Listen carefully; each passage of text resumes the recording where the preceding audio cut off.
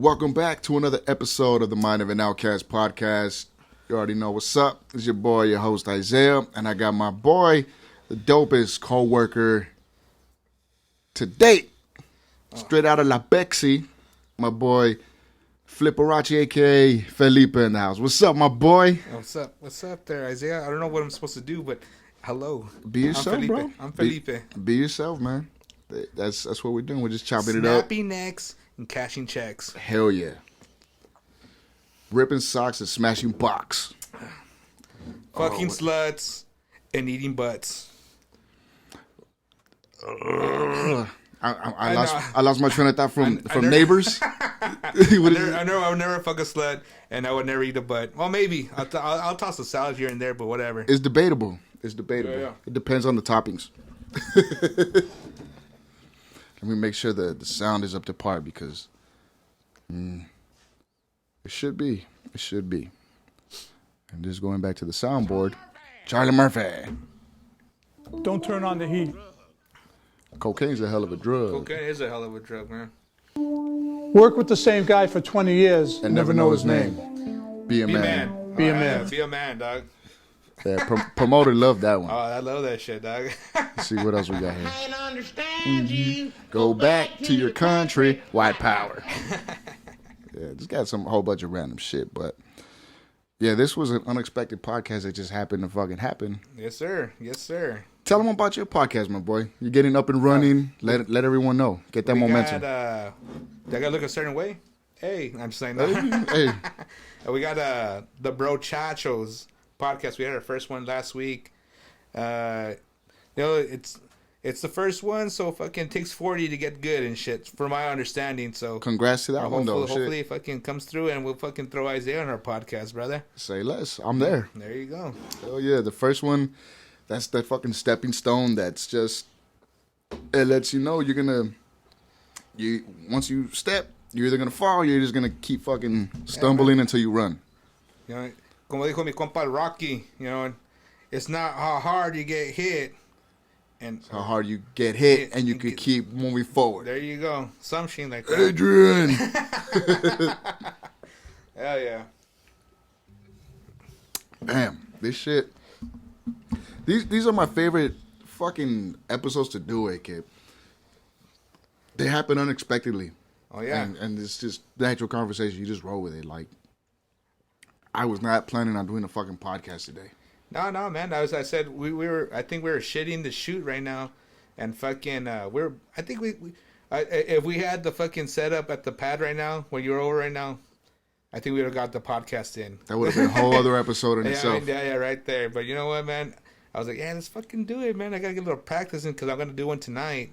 Mm-hmm. And I appreciate you having me over. Of course, bro. You know, man, shit, mad love. You know what, and how you said, unexpectedly too. Maybe became I want to say friends, man, out of work and shit, bro. Because like we trained together and shit like that. And I was like, yeah, fucking, this guy's a good guy, bro. Good cat. Likewise, good bro. Dude, dog, straight up. Yeah, man, and I'm one of those people. I stay the fuck away, as far away from possible as with people from work. It's like, I see you at work, that's enough for me, motherfucker. But no, it's rare you bump into someone where you're like, oh yeah, man, off the clock, let's chop it up, because we just fucking click for some weird reason. We're the same. We have the same fucked up sense of humor and same references. I love that shit, bro. Our friends that we've known longer speak for themselves. Awesome. Schoolboy, shout out Schoolboy, and Promoter. Crazy promoter. Crazy That's bastards. Hey, Promoter, bro. Straight the first time I met those was I'll tell you, Promoter was on the pod last time. I'm pretty sure you said you gotta fix that one up again, or do another with him. But straight up audio issues. But fucking Promoter, the first time I met him, just because long time diehard fucking Buccaneers fan, bro. From back in the day, I'm talking about the Mike Allstott days, the Warren Sapp days, Derek Brooks, fucking Cap Rooney, Peachy Brad Johnson and shit. Mm-hmm. And we're watching the Buccaneers play. And we got our asses kicked, bro. Fuck. Asses kicked against the Saints. And I was like, fuck, this is fucking depressing, bro. Mm-hmm. I look up to the right, I see my fucking boy Promoter and Fern Dog. And we weren't homies yet. And I was like, hey, there's some Bucks in the house and shit. So I hit him up. I was like, hey, what's up, guys? Buccaneers are fucking A. I bought a bucket. I went with some homies. And I told the homies, you know what? they're like, hey, let's take off. They're like, nah, I'm gonna stick around with these fools. First thing I see, fucking promoter. That's when I knew I had to kick it with these dudes, because fucking promoter, some old man at the end of the bar, straight up gave a little golf clap, like fucking little golf clap right there, just tapping his fingers. You couldn't even hear the clap. And promoter's like, hey, shut the fuck up down there. I was like, oh, this is my people. Yeah, sounds like him. Yeah, I was like, I ain't no fighter. I never been in a fight my whole fucking life. But I know this fucker's gonna throw down with me, so fuck it. You know what I mean? Whatever. Hell yeah. Do the whole homie back technique and everything. Oh yeah, and this one promoter's still Budweiser, dog. When he was Budweiser, that was the dream, dog. I sip on Budweiser, and this would just come with cases, dog. Yeah. Cases. Straight up. Yeah, I remember those days. Fucking, I had more beer in my fridge than I had food. Hey man, shit. And that was my kitchen freezer, not my outdoor freezer. Shit. What are you gonna eat today, Daddy? Why don't you get yourself a frozen fucking Budweiser? Have a slushie. Right? Have a Budweiser slushie. Enough protein in that motherfucker for a week. But yeah, we fucking those reference of Friends alone let me know. Yeah, we're just like that song we're listening to from the Point Dynamite. I could tell that we are gonna be friends. Yeah. Most fucking accurate song that could have popped up. It was like, yeah. But what's good, man? What's good with you and shit? What's good? What's the future looking like, dog? Ooh. I'm pretty optimistic about it though, bro. Cause like I said, I just got custody of my boys, so definitely mad win, a big time win. Straight up, you know. Thank God for that. Definitely, but I can see a lot less food in my fridge in the near future. And the distant future. Hey, man, fucking food prices are stupid expensive right now, dog. Bro, fucking that inflation. Thanks, Biden. Let's go, Brandon. Let's go, Brandon. All day. I had a conversation with my cousin about that, because that fool's him and his family were mad fucking Trump supporters, dog. And they're like, let's go, Biden. He's like, why do you guys say that, man? He's like, what does it mean? He's like, it means fuck Joe Biden. He's like, then just say it. Just fucking say it. Fuck Joe Biden. I'll say it with you. Fuck Joe Biden. He's like, I voted for the motherfucker. I fucked up. Yeah. But I fucked up. I voted for the motherfucker. And it's like, damn, that was a regret. But no regrets. No regrets, dog. You know what I mean? Shit. Yeah, dog. I mean, I personally, I don't know, man. Just I get certain vibes about people. You know, whether it's personal or political or from a distance, and I'm just like, I don't trust that motherfucker for whatever reason. Joe Biden happened to be one of those people, and I'm like, you know, I didn't vote for Trump, but I don't hate the motherfucker either. You know, I don't hate him either and shit, but I think I fucked up. I should have seen those videos where fucking Joe was fucking sniffing kids' hairs and shit. It's like, ugh. Yeah. What's up with this fucker sniffing fucking kids' ears and shit? Fucking weirdo. I think all that shit's already predetermined, to be honest. Yeah, like predetermined fucking pedophile. Predetermined politicians. Okay. You know, whoever's gonna be in office is gonna be in office a huevo. Like, see. You know, but these fucks, they know what they're doing and they know what they got lined up. So it's pretty fucking futile to, you know, get mad about shit that we have no control over. Like the day fucking raza and blacks and fucking Chinese, Asians, every fucking minority, even though we're the majority. Yeah. All of us come together and say, fuck you guys and your rules. Then something could happen. But until then, you know, Uncle Sam's got his titty out and everyone wants a bite at that milk. So hey, man, fucking, I'm just saying, like, when are we gonna once we get Raza on there, like, are we gonna be fucking like how the black folks and shit, when the fucking Obama was in office and shit, they were fucking balling out. They're like, oh fuck, we got our own. We got one in there. We got one in there. Mm-hmm. I wonder the fucking, are we gonna hear a fucking shitload of gritos like, oh shit, there's fucking Raza? Is there a Chavez? Is there a Sanchez in the fucking office? I doubt it, but then again, I mean, there might be a Chavez or a Sanchez in office, but unfortunately, I feel they'll go by a fucking stage name, you know. Yes, I'm Chavez or Beto, Sanchez, but I go Beto's ass. Yeah. Unfortunately, that's how I feel the outlook is, kid.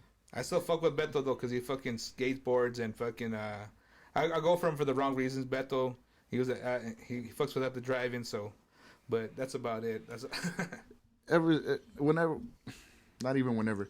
As soon as I heard that he's like, "No, we're gonna take your guns," I was like, "Nah, bro, that's." take the. Oh yeah. I was like, "No, I'm not with that shit. We're in Texas, bro. Come on. How the We fuck can't have our weed. We're definitely gonna have our guns." That's what I'm bitch. saying, man. Like, but at the same time, man, like, hey, Texas is fucked though, man. Like, you know what? Take all these fucking guns. Take any gun you want, but you can't smoke weed Exactly. legally.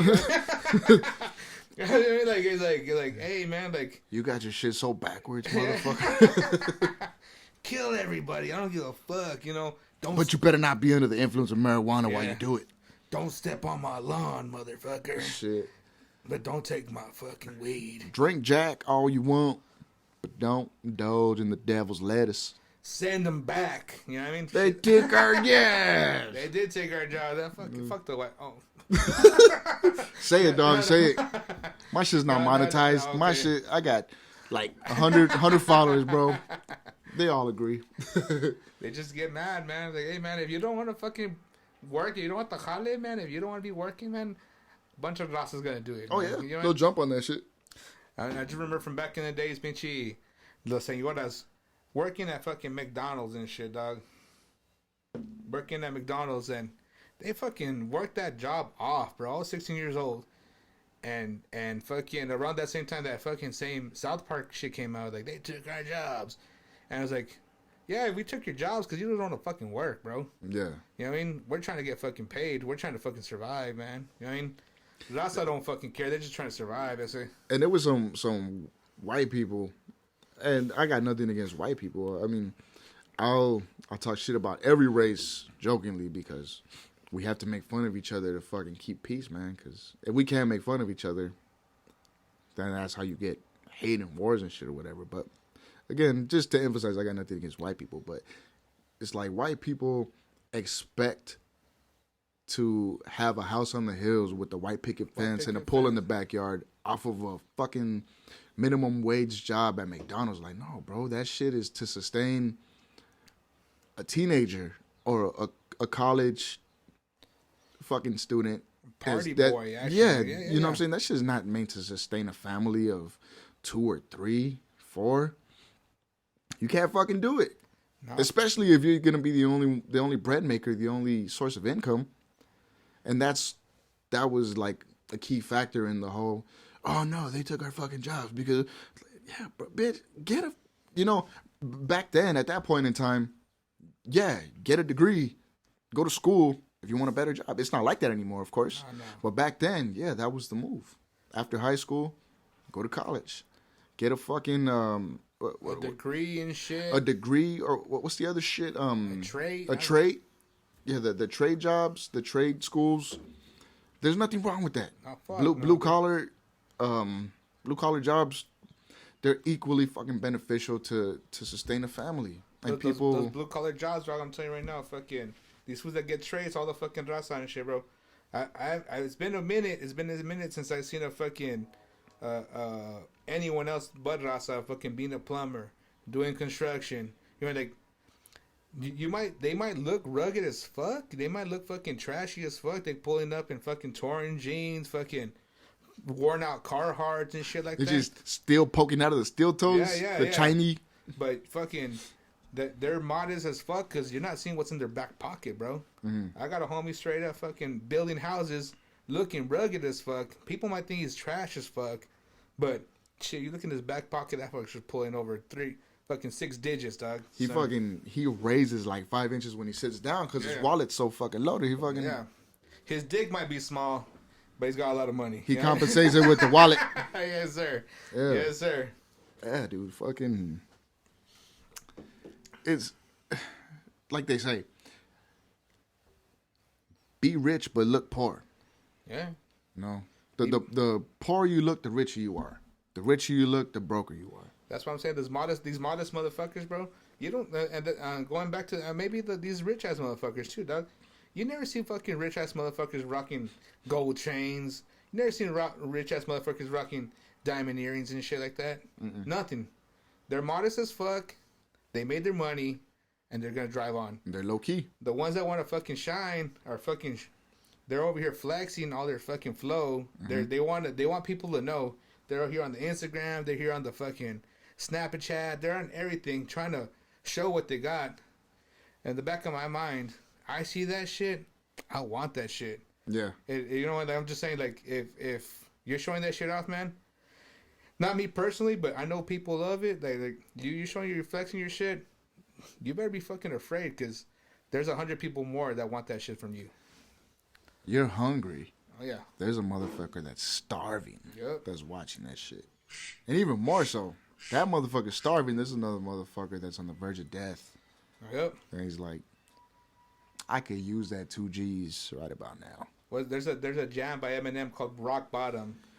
I'm running up on someone's lawn with guns drawn. I was like, shit. At Rock Bottom. Said, you got those rocks on your ring. They look nice enough for me to pawn them or some shit like that. There you go. Yeah, man. When this life got you mad enough to steal, life got you mad enough to kill. Yeah, bro. That song hit hard with me because it's like when you get to that point where you could really relate to it as an adult though with kids, it's like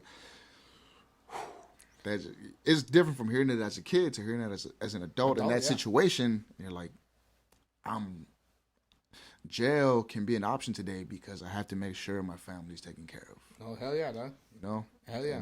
And gratefully, I didn't get to that point where I had to hurt anybody physically. I don't want to say shit on camera about shit that I've done to, maintain a lifestyle back then, but I've done shit that I'm not proud of that it's like, thank God I'm not in that position anymore, but I know there's motherfuckers that were in even worse positions than I was that are still doing that shit on a day-to-day basis. Oh, yeah. And that's going to be their lifestyle forever. And like I said, like we were talking about this earlier, like there's just, I call it the times. We were talking about this right now, like they're just stuck in the times that they grew up on that shit as a teenager and growing into their young adulthood. Their life now is not going to change. They're going to fucking keep on doing what they do because that's the only thing they know. Mm-hmm. They might come from like the shit like, I was fucking cool back then. I want to stay at that fucking level. I peaked here. I might have peaked, but still, I'm going to be that fucking cool dude doing all this shit going into my fucking life. I don't want to be a fucking loser. That's the best of the mindset they have. Yeah. They think anything else is just not enough. You know what I mean? So, motherfuckers like, and that's just that's how it is, man. Like fucking, I grew up like this, and I'm gonna keep on going, dog. I'm gonna keep on fucking. God damn. Can we put this on pause or no? Hold on. We're by Scott at the lake. Go ahead, dog. Hold on. We're gonna take a quick intermission. No. Let me throw some shit on for you guys in the meantime. I can't understand you. Go back to your country. White power. Morning, niggas. I'm not saying that out loud, but Chappelle Show, you know what's up. Is Wayne Brady Gonna have to choke a bitch? Where I'm from? Little town called none of your goddamn business. Konnichiwa, bitches. Konnichiwa, bitches. Somebody sneezes. Never say God bless you. Tell them shut the fuck up. Be a man. Be a man. Laugh when your kids fall. Be a man. Yeah, I've done that. When your wife leaves the house and leans in for a goodbye kiss, give her a firm handshake instead. Be a man. Yeah.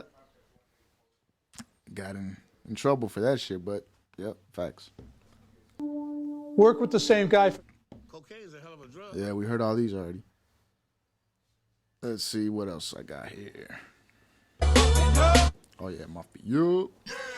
Yeah, ho. Shut the fuck up. Shut the fuck up. What the fuck? What's up? Simon. I'm down.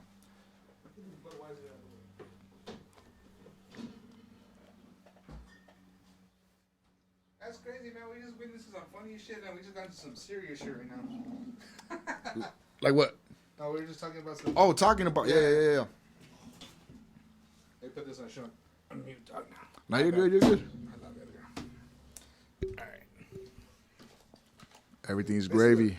Dope ass setup, man. Thank you. But we were talking earlier about our jefitos and shit, dog. Fucking.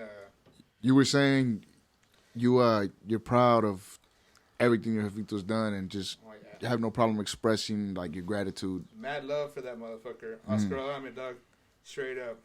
This fool, I will never go through what he went in his whole life, dog. I will never fucking touch what he did and shit. He grew up in Segundo Barrio. He grew up in the poorest part of town, dog. If you look at it, if you look it up, Segundo Barrio is the second poorest area in the United States. I think somewhere in Louisiana is number one. Which I would say you don't want to be number one. I don't think you want to be number one, but still, but like second poorest and shit. Coming close to Louisiana, that says a lot. Yeah. And then from Segundo, he grew up in the Kennedys. Just back in the day, back in the 80s, bro, gangs were real.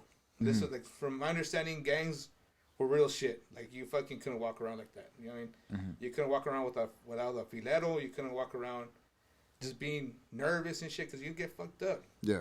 So one of the stories my dad told me was that growing up in the Kennedys, my dad never banged, straight up. He was just a homeboy. He knew all the homies. He knew all the gang members. He knew every clica and shit like that. And but he never banged. He never did it. So one time, there was a güera that started going to Isleta.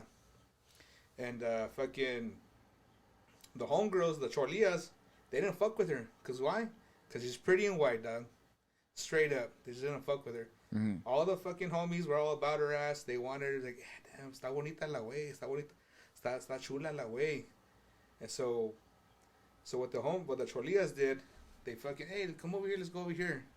What they do, they beat the shit out of her, and they got her fucking butt-ass naked, bro. Fucking butt-ass naked, and my dad was there, and, hey, what the fuck y'all doing? He kind of got him off her ass. He threw his jacket on this ruca, butt-ass naked, straight up, fucking everything, naked. Threw a jacket over her, and these chicks were like, hey, what are you doing? He's like, hey, don't be fucking with this bitch. He's like, and he's like, oh, vas a ver. I want to call my boy. I want to call my man. And my dad's, call your fucking man. I don't give a fuck. So sure enough, ahí van de chismosas la güeyes. And they come back with their big old fucking vato loco and shit, dog.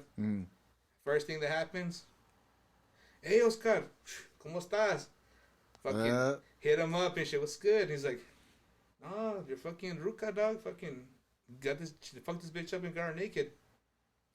Nah, I'll take care of it. Don't worry. I walked pinche way. What the fuck are you doing? He's like, no, I don't give a fuck. That's Oscar. Don't fuck with him. And that was it. And that's why I got mad respect for my dad. Because even since we were kids, that fool worked in like halfway homes, and he worked in fucking where he's working at now and shit like that. He always runs into the OGs, the old homies, and mad respect for my dad. He's like, hey, Oscarín, ¿cómo estás? He's like, and you know what, man? I have some type of pride in that shit, bro. Like, he's like, of course, yeah. He's like, my dad is like, damn, este way. It's like, and my dad fucking walks with a fucked up leg because he got ran over as a kid. But I was like, damn, like, mad respect for my dad. That's fucking nuts, dude. Like, it's like, so I have mad respect. I have always had mad respect for him, but like, it's just a different aspect on him and shit, bro. Because he grew up on some shit that I would never fucking witness, dog. And that being said, my dad never let me be. He never let me fucking do any of that shit. He's like, you're not gonna hang out with fucking chorlillos. You're never gonna hang out with like you want to have your friends like that, but you're never gonna do that shit. I remember one time I fucking sagging my pants because back in the 90s and early 2000s, you sag your clothes and shit. You thought you looked cool. My dad told me, hey, pull your pants up. I just pulled up the pockets. I pulled up the pockets. Gave me a fucking patadón into my ass with steel-toe boots. Pull your fucking pants up. I was like, yes, sir. Sorry, sir. Fucking tears in my eyes and shit, dog. Mad respect for that motherfucker. Yeah, man. Hell yeah. And that's a big thing with our culture, with our heritage, is the jefitos that are present. There's a big fucking machismo parental aspect that we grow up with. And again, like we were talking about earlier, that it lingers with us for so long. Like, to this day, I'll never disrespect my jefito or square up. I squared up on him once when I was 16. I got my fucking jaw dislocated. No shit. No shit. I swear to God, bro. And since that day, no, again, I've always loved and respected my jefito because, for one, a lot of my friends grew up without their dads. And as you get older, you realize, fuck, man, it's so easy to dip out on a kid's life just because you don't want to deal with the responsibility. You know? And for the fact that they stick around and put up with all your bullshit that you put them through and still do their best to provide and raise you and instill some wisdom and teach you life lessons, it's fatherhood is a fucking trip, bro. Because there's so much shit that we learn that's projected onto our lifestyle. And when we have kids, we understand. And it's like, okay, I don't want to be 100% like my dad. But what is it that I learned that I can use from him to pass down to my kids and still have a piece of myself to put in the mix too? You know what I'm saying? Because... Oh, yeah, bro. You take all that shit into consideration, bro. I have 3 chavitos, bro. All boys. And my wife, I love her to death. And she tells me, why are you so fucking hard on these fools? Why are you so hard on your oldest son? It's like, because you know what, babe? Growing up as a fucking kid, my dad he wasn't tough on me, but he was fucking hard. You know what I mean? Like, he expected me to fucking be the best I could be. Mm-hmm. And that's why I tell my son, my oldest son, is like, hey, wait, you need to fucking stop doing this shit. You need to fucking get at this level. He's like, Dad, like, why? He's like, you know what, wait? Because you know what? You got 2 little brothers. They're looking up to you. Any fuck up you do in your life, they're going to want to do it. Oh, Cedric fucked up. I'm going to do it. Yeah. Nah, fuck all that. So I try to check his ass. You know, I got to, hey, you know, I'm not saying I whoop my son's ass, but I got to put him in his place at some time. You know, like, hey, bring it down, motherfucker. Yeah. Last time that fool called me, he was fucking around. He's like, hey, bruh. Hey, yeah. Bruh. Well, we talked about that. I was like, bruh.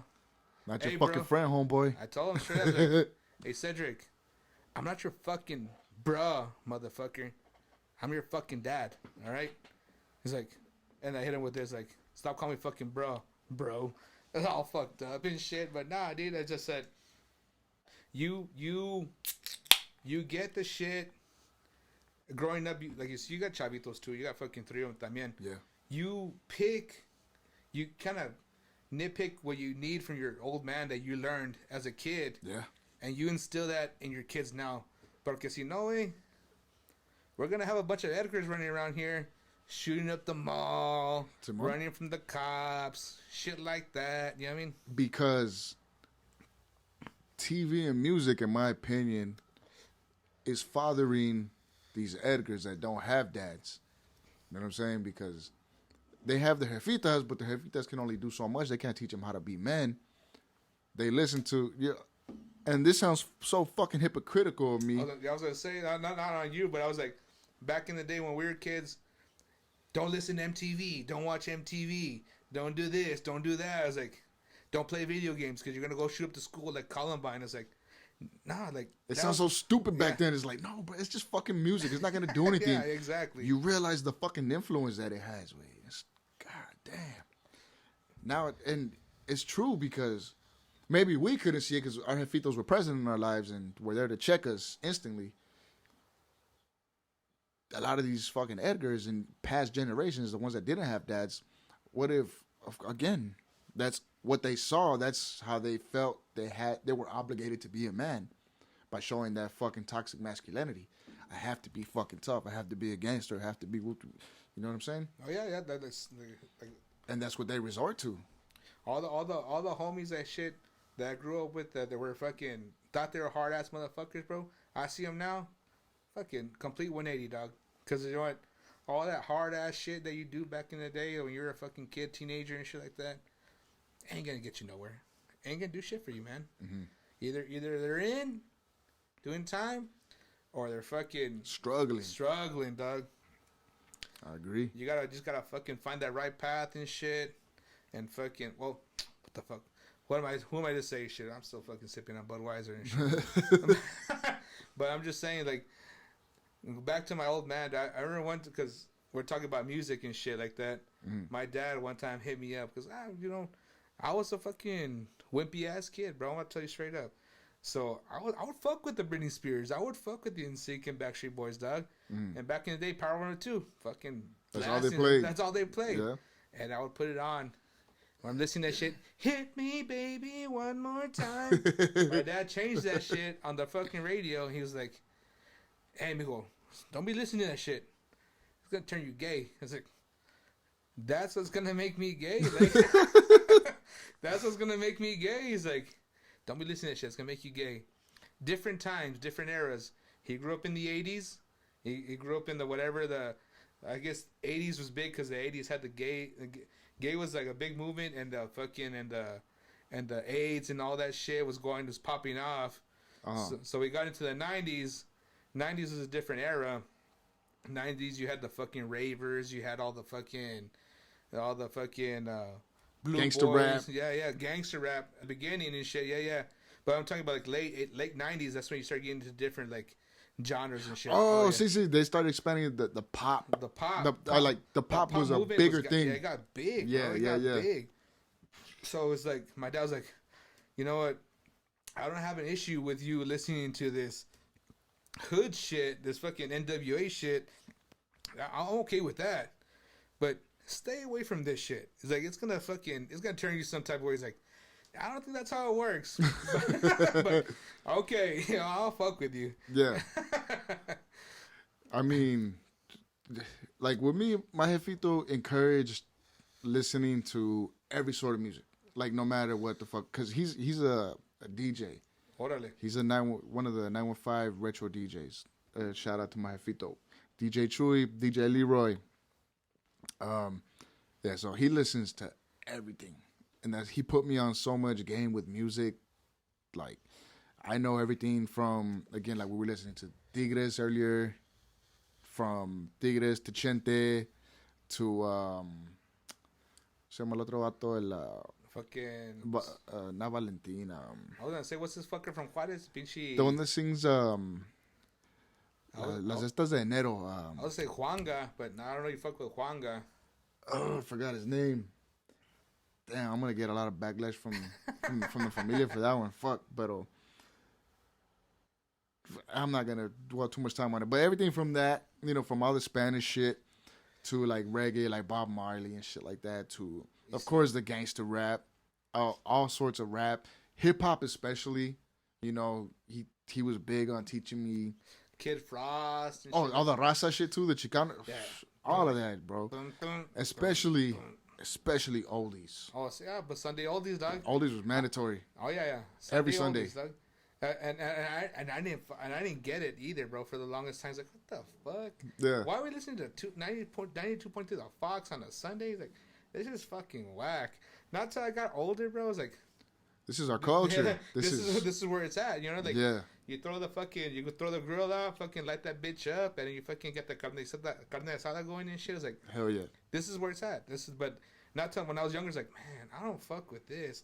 And my dad was more like, I guess, kind of a rocker, I guess. What do you want to say? He was like into some but wild ass shit. It was like fucking Bob Seger shit type like that. And I was like, this is some lovey-dovey type of shit. I don't fuck with it. But I get older now, and I fucking catch myself. It's like, my dad's like, remember, I want to show you those songs. Remember? I was like, no shit. I'm just tracking right now. I'm barely hearing that shit for the first time myself. I was like, I showed you that shit. Don't act all like you don't. I didn't show you. He's like, okay, maybe you did, but fuck. Back in the day, you're still trying to like, hey, don't be listening to that fucking NSYNC bullshit, mijo. Like, what's wrong with you? He's like, yeah. I'm over here like, fucking over here getting my dance moves and shit. Yeah. Nah, man. Bye. Yeah, dude. I was on some shit like that. But like I said, you get older. I'm 33 years old, man. I'm barely tracking on what I really like. Also, like you were talking about Marley.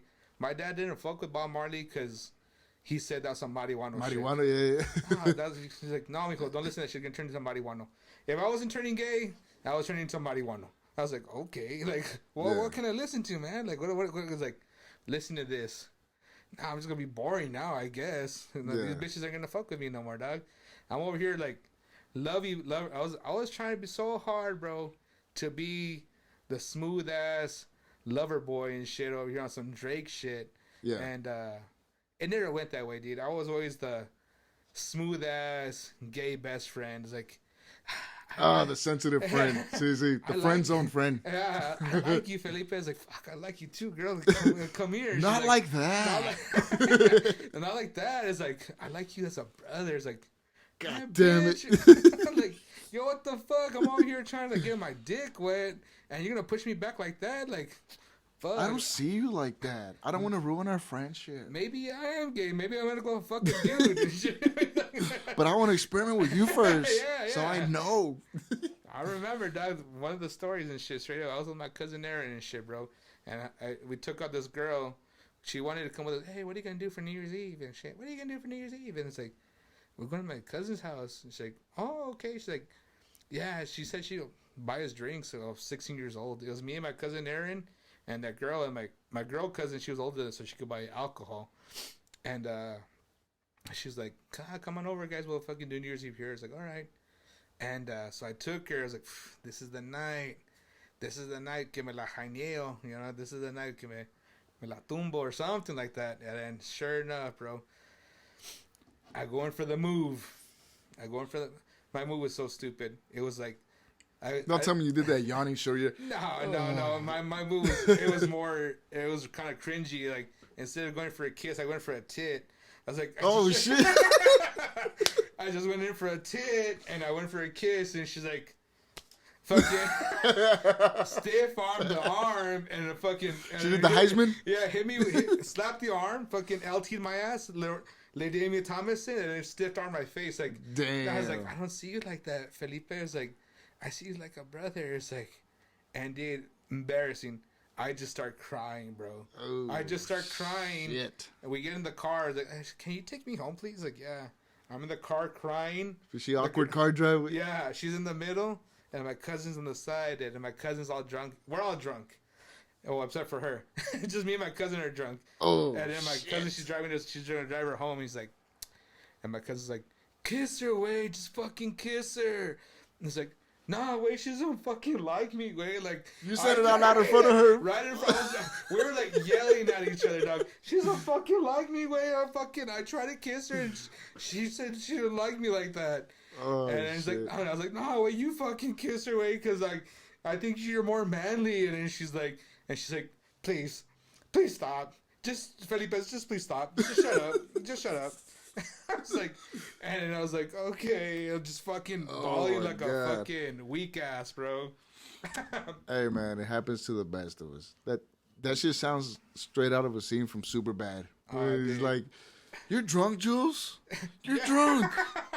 Straight up. I just want to kiss you and have sex with you and make you my girlfriend before college for the summer. Straight and up. you fucking just boop. What the hell? What the fuck? I'm sorry. Dude, I was like, fuck. Dude, like I said, before I joined the military, bro, I was the friend zone guy. Like, if there was a picture in the dictionary that said friend zone guy, I was the guy, bro. I was like, don't be so hard on yourself. I know motherfuckers that have done it way worse. Like, personally, I've seen some dudes just fucking simp over some pussy, and to this day have never even fucking gotten an ounce of pussy. Not even some pussy, a kiss even. Oh, a kiss on the cheek, maybe, huh? Maybe. Ah, damn. Maybe kiss on the nose. She was drunk enough. Kiss me. I'll kiss you on the nose. Here you go, my bestie. You're my best friend. It's like, fuck you, bitch. I'm gonna go check. I would feel. Oh, dude. That shit is brutal, because I have friends that would do that shit, and it's what's even more brutal is when you have a friend that likes a girl so much, but she likes you, and you're just in that awkward position, like, you're my boy, but she's throwing it at me, and I do want to fuck her, but I know it would hurt you, but I know she would like it, and I'm one of those guys with morals would just be like, there's more in the world. You're one of those 1 in a million motherfuckers that... You're lucky, motherfucker. You're too cool, motherfucker. You're lucky I'm loyal, and you're lucky you're a good friend. And I could always get, whatever. I'll fuck her tomorrow. Not tonight. I'll make sure you're blacked out or some shit. There you go. Yeah, bro. Like I'm one of those friends. I could never do that to one of my boys. No. I just like I said, like, and the sad thing about with the girl that friend zoned my ass, I was over here trying to. Maybe we're on different ends and shit. She was dating my boy Bobby, but this fool just never made a move. They never kissed and shit, so I fucking I kind of snuck in and it's like, I'm gonna go for it. Then she hits me with the fucking friend zone. It's like, fucking bitch. Oh, that's the worst one, but you learn from the shit though. Yeah. You know, it builds your fucking character in a sense because you learn not to. Well, hopefully, you know, we learn. You know, there's other motherfuckers that don't learn. I'm just so building back to the kids and shit, bro.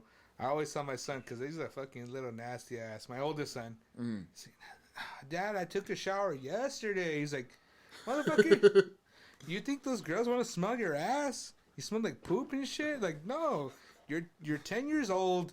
You're getting body odor now, motherfucker. Oh, yes. Brush your fucking teeth. Brush your teeth.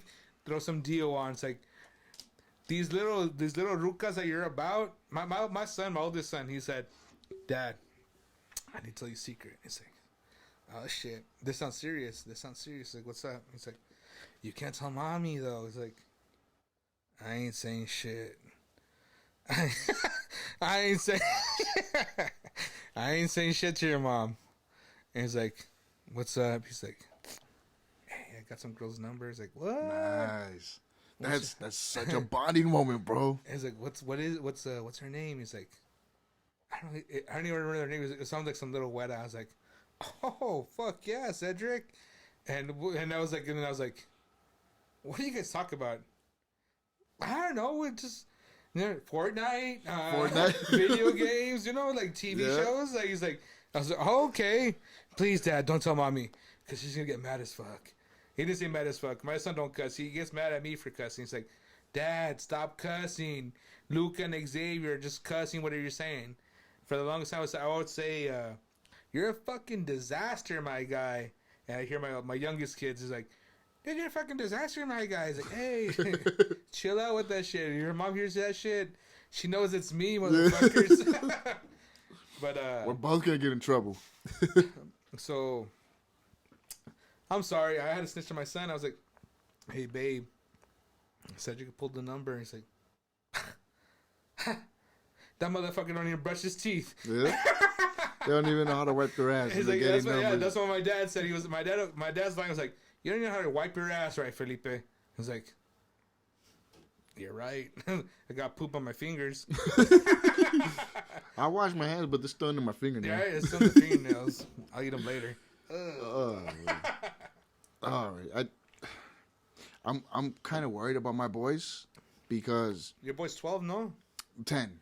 He's gonna be the same age as my boy. Yeah. Okay. He's gonna be 11 this year, and Oh, you're telling me about that shit last time. He's got a little friend tutoring.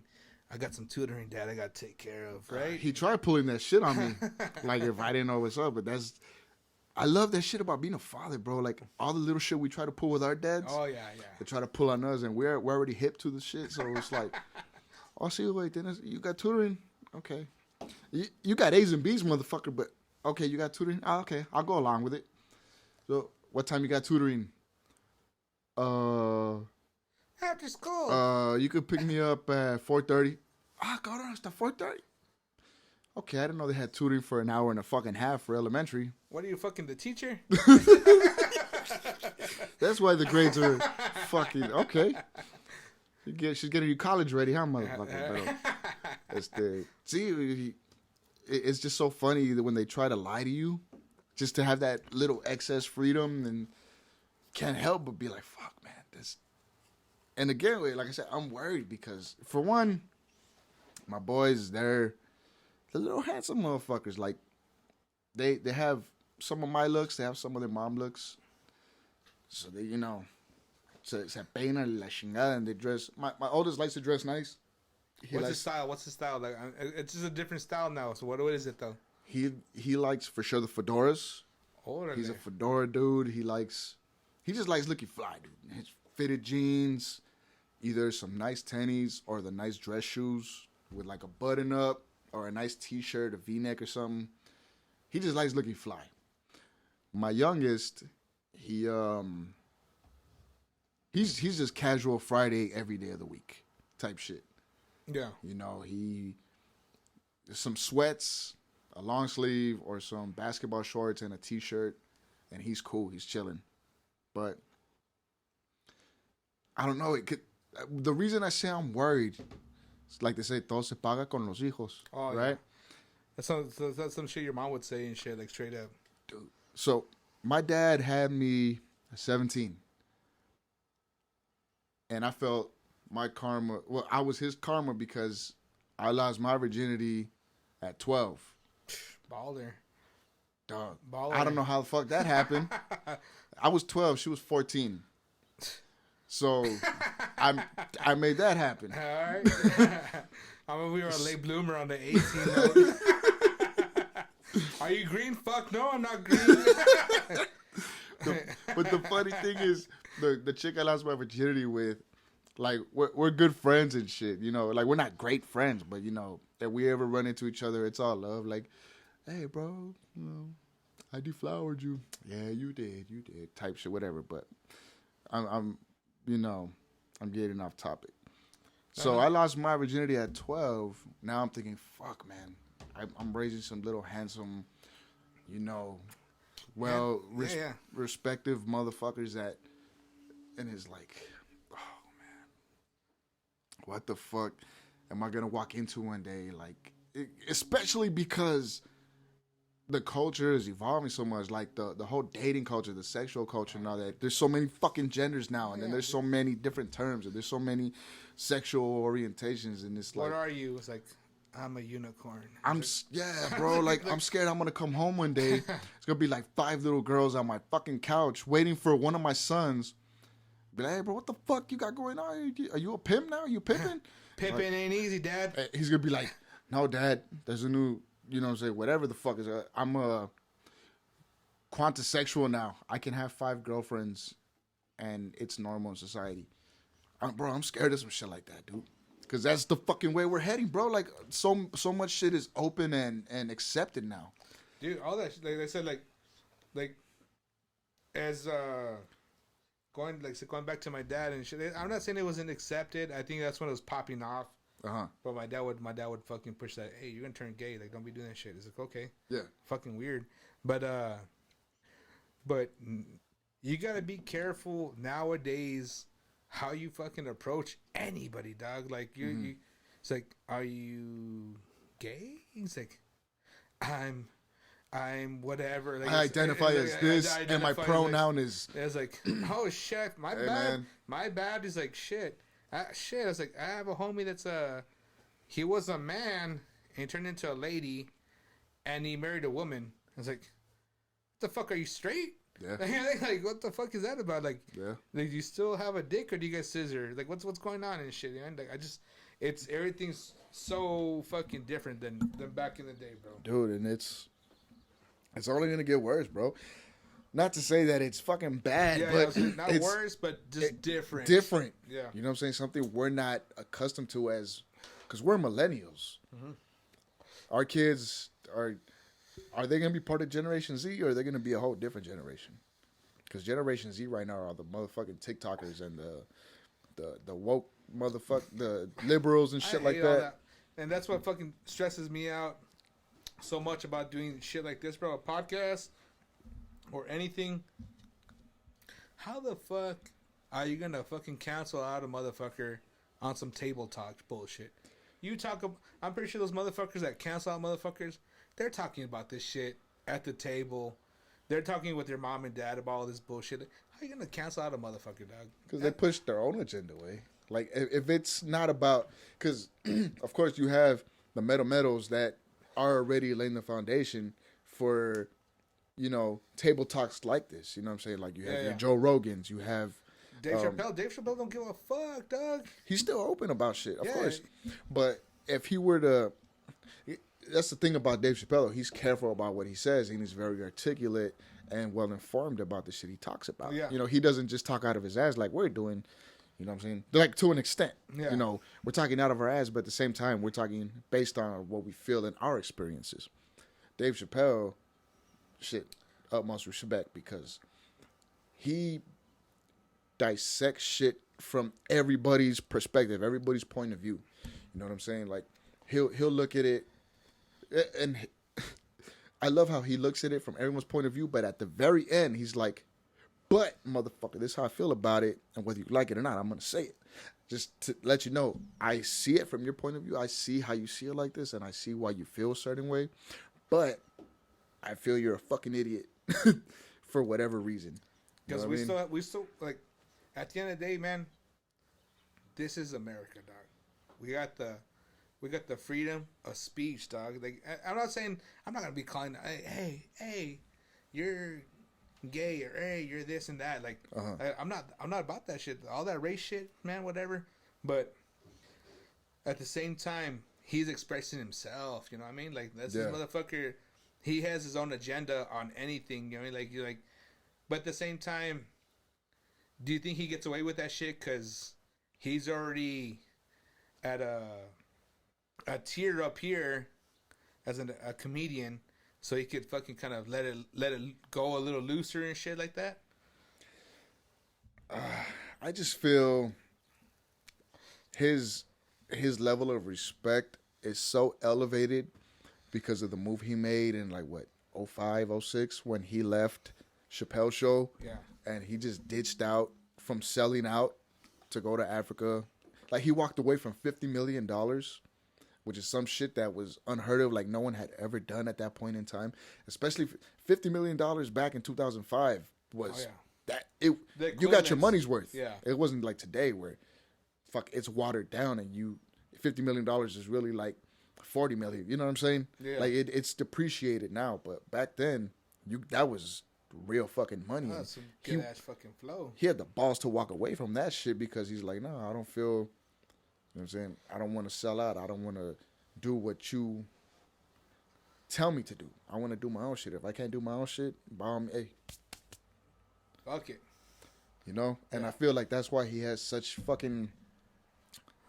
a good following and shit. The following he has, man. The following and the power to fucking say what he wants. You know what I mean? That people can't really...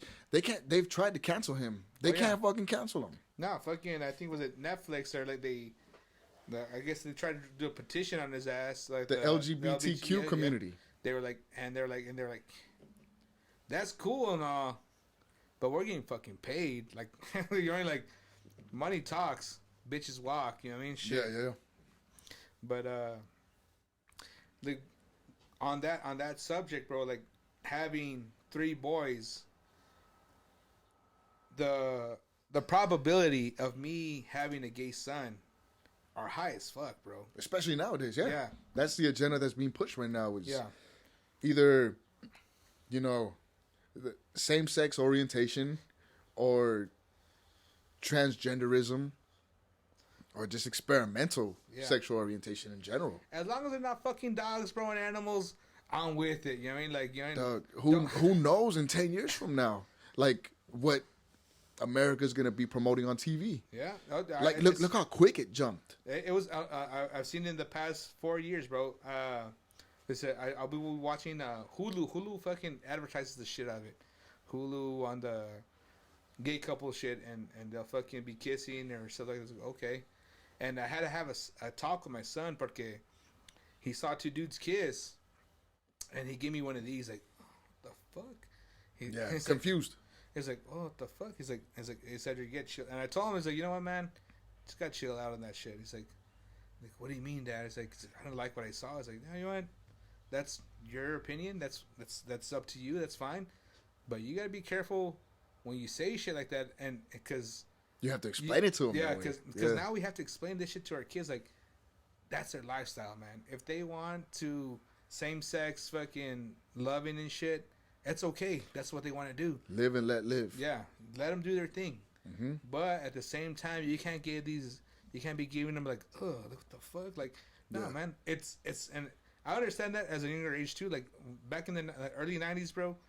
That shit was popping off. It's like, hey, you know what? They're gay. It's cool. Fuck it, whatever. Mm-hmm. That's cool. That's your life. Fuck it.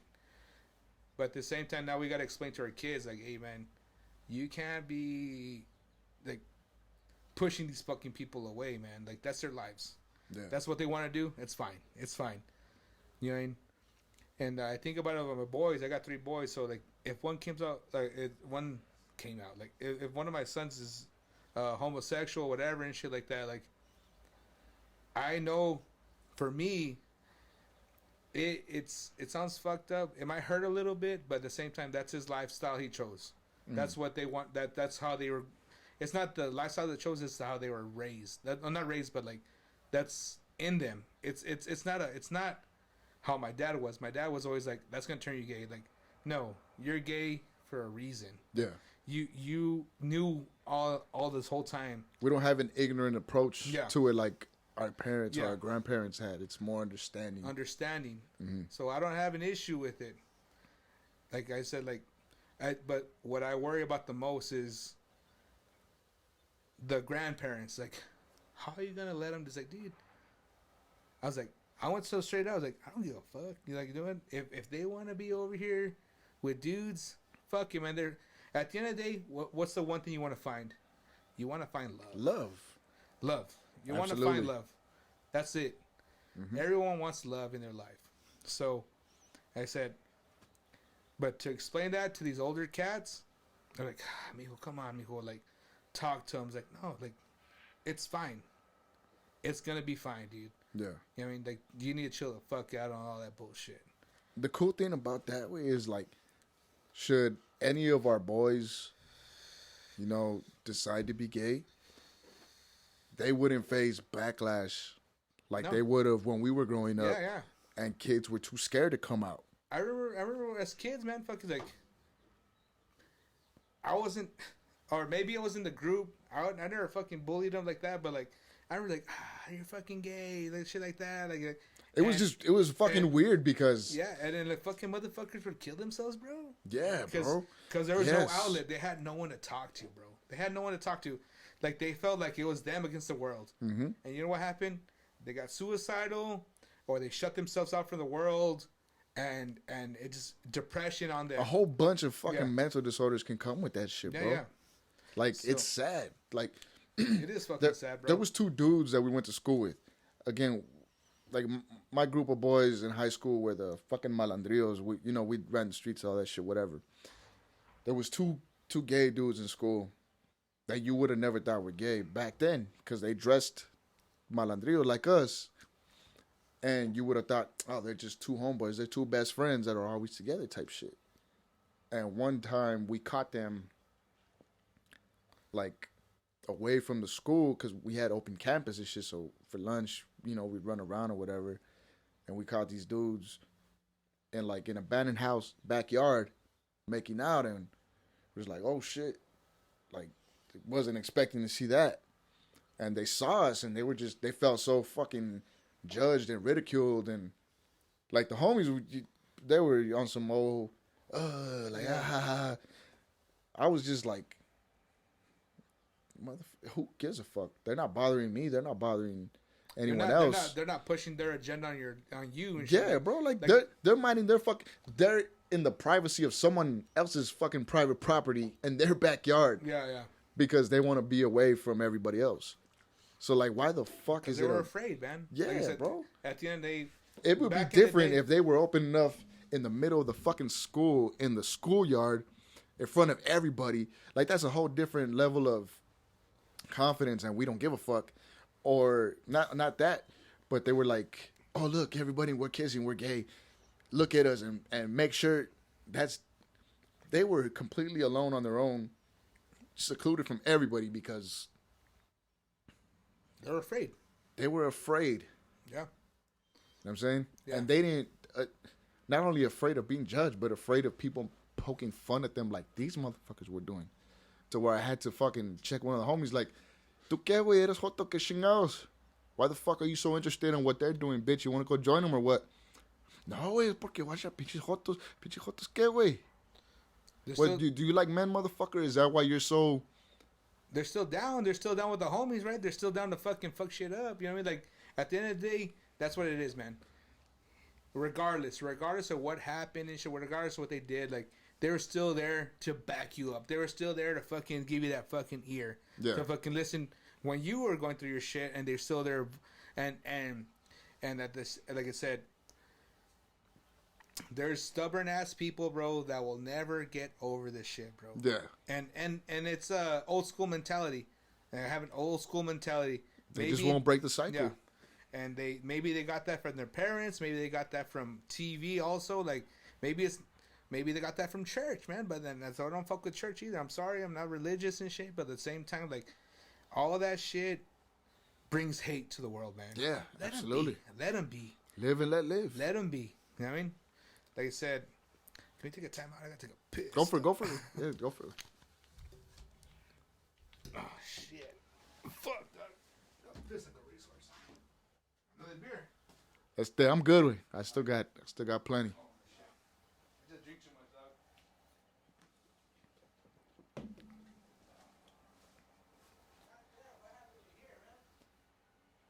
dog. It was 2 Halloweens ago. Man, this audio better be fucking A1, man, because we've been recording for a minute.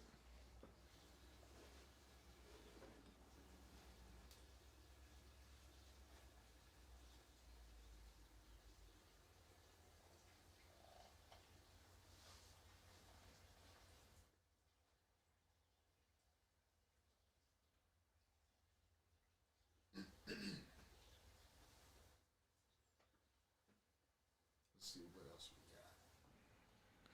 Got some other shit. Bruh. Shut the fuck up! Shut the fuck up! What the fuck? And we got. Yeah. Hell, motherfucking yeah.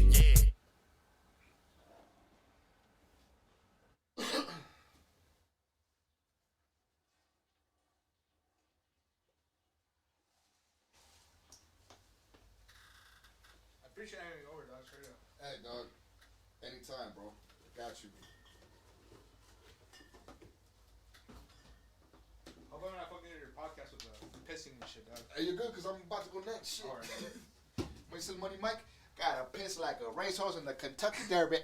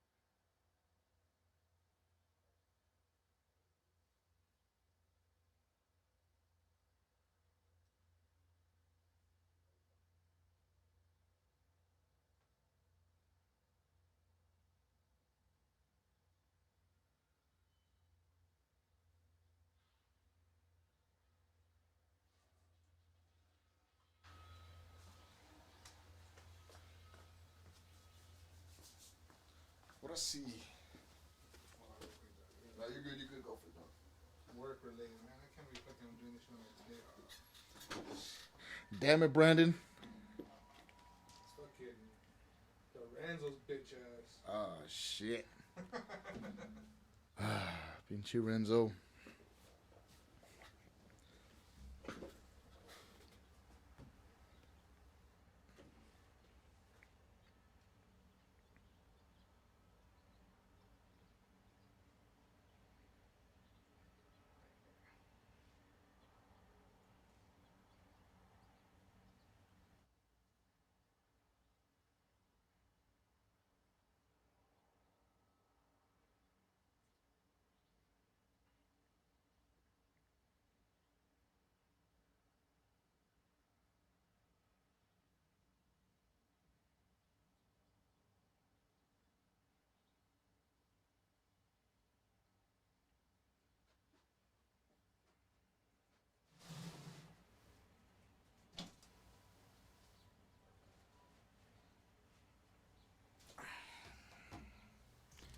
I had a question for you. I was thinking about it. What's up, Papa? Talk to me. You good now? Great gravy. My question to you, bud, Uh-huh. while I crack open this Budweiser, is I got 3 boys. Mm-hmm.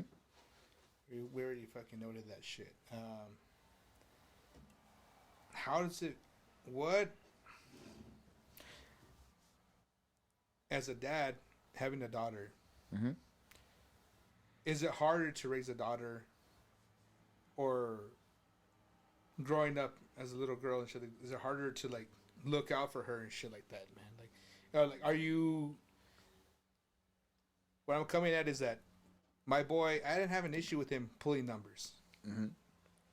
Would you have an issue coming to you like, hey, Dad, I got some boy's number?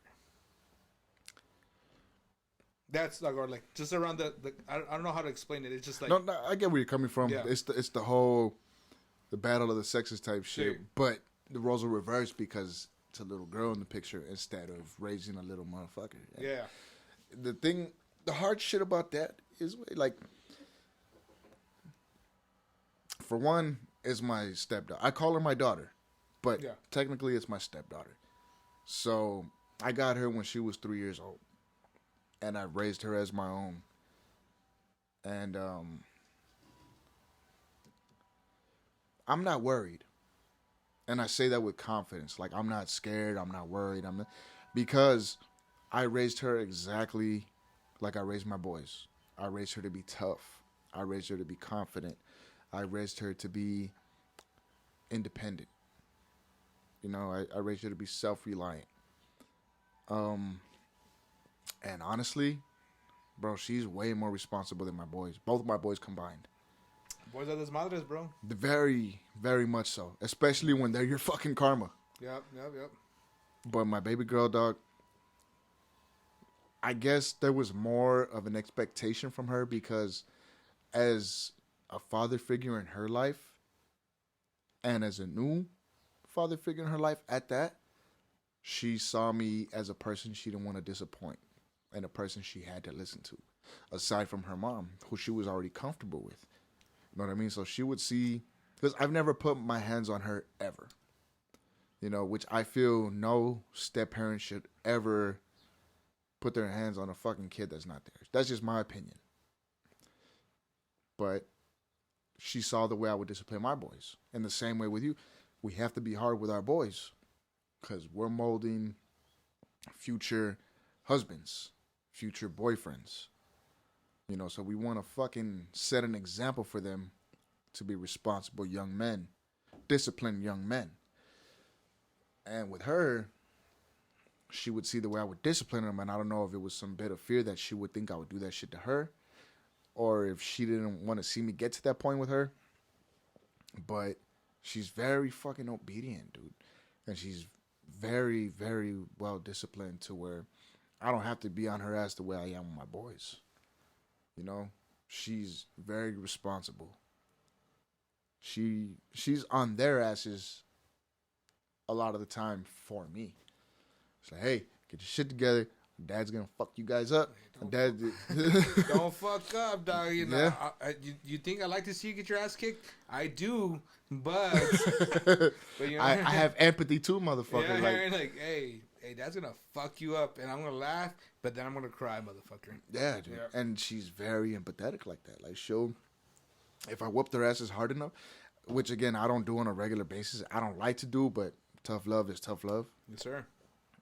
I'd rather teach them a lesson than the system teach them a lesson. But she'll be the first one in there con puro pinche cariño. Hey, are you okay? You in trouble? You grounded? Hold on. Daddy, can they come out to play? I know they're in trouble. I know they fucked up. they fucked up, but can you let them out the room for like 20 minutes, please? And that's my little girl, bro. Like, Yeah. I give in, you know. Like, I never thought I'd be one of those people. And for one, I was like, God didn't give me a little girl for a reason.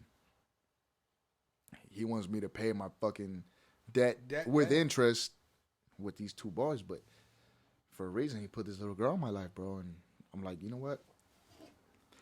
And as far as the whole thing with the boys and boyfriends later on, she's a beautiful little girl, dog. She's gonna look just like the wifey when she grows up. So I know motherfuckers gonna be hounding over her. And there's gonna be motherfuckers like us.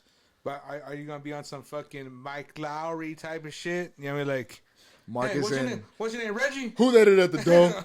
Who the fuck is Reggie? Who the fuck's Reggie? Shit, nigga, you're at least 30. Yeah, exactly. I mean, that's what I'm. That's. It's always fucked around about. It's always joked around about. Like, I got the shotgun in the car. I got the gun ready to rock. You know, I got the kids are coming over. His boyfriend. That's too much of a primitive approach, in my opinion. Yeah. Because now it might have worked back in the day, but nowadays, just like we talked about earlier, you got Edgars just as willing. If they're willing to shoot a motherfucker over abroad, what makes you think that they won't come after, you know, a fucking vindictive father that is, you know, imposing threats based because you better treat my daughter. But let's say you got an Edgar pull up. Are you like, nope, this ain't the one. I mean, you maybe pressing an opinion like, hey, you know what? I wouldn't do it so blatantly. Yeah, I'd be a little more subtle with it. You know, I'd really talk to the kid and get to know the kid first. I'd approach as not a homie, but as like a fucking ride along, bro. I think if I had a daughter, I'd just come in as. I don't want to come in as a fucking hot shit motherfucker. I'm just coming in as a man. Like, hey, where are you guys going? I think, because I don't have a daughter. I got two nieces, and the idea to me of them dating some fucking random ass motherfucker, like, because that's my weirdo. That's my sister's fucking daughter, and that's my ex-sister-in-law's daughter. So I would want to be informed, maybe just because it's fucking weird, bro. It's fucking weird because I don't have daughters. Like I said, yeah, I'm a fucking Theo on the outside looking in and shit. Like, no, for sure. So it just fucking like, no, that's not the one. You know, like, but maybe just because, like you said, growing up as you're I'm pretty sure a ladies man. I'm out here on the gay best man. You know what I mean? But I'm just saying, you know, fucking tryhards.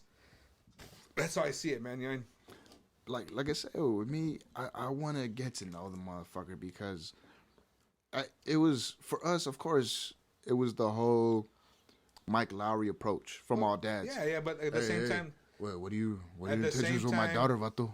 What are you guys going to do? At the same time, we came in, as my dad was always like, damn, mijo, you brought that around? Not knowing I was a gay best friend. I was like... Fucking right. Fucking right, I did. Fucking right, I did.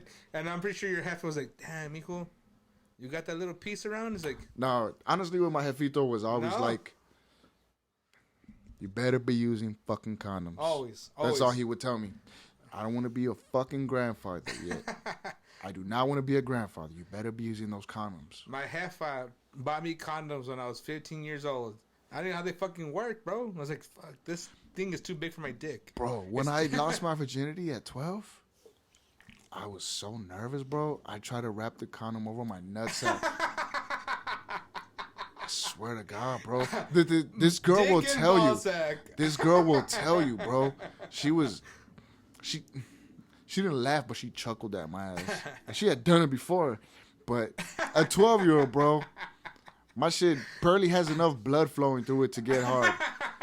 And then on top of that, the shit breaks, dog. Fuck, no. The shit breaks. So break on the first time? Yeah, damn. But it breaks over the shaft. And the bottom is still wrapped around my nutsack. We'll be safe, don't worry. So it was enough to put it in a few times, and it never came off. But I never came. Yeah. Or got off. So I don't know if it's technically around that age. You're busting dust. You're happy to be in some pussy. Like your dick's over, just coughing. There's nothing coming out of it. No, shit was coming out because I was beating my shit to fucking HBO After Hours, bitchy Skinamax. And it was the HBO. It had a Girls Gone Wild at 3 in the morning. Girls Gone Wild was I always saw Girls Gone Wild in it was like ding ding ding ding ding ding ding the infomercial. Warning. This commercial is not suitable for children under 18. Yeah. Parental discretion is advised. It's like, you like Girls Gone Wild. You're gonna like. Do you want to see these college girls show their tits? It's like, yes, I do. Yes, I do. Oh, wait. Before that, you remember Channel 99? Static and green fuzzy titties? Dude. What's going on? Hold on, squint. Just squint a little bit. Before Get this way.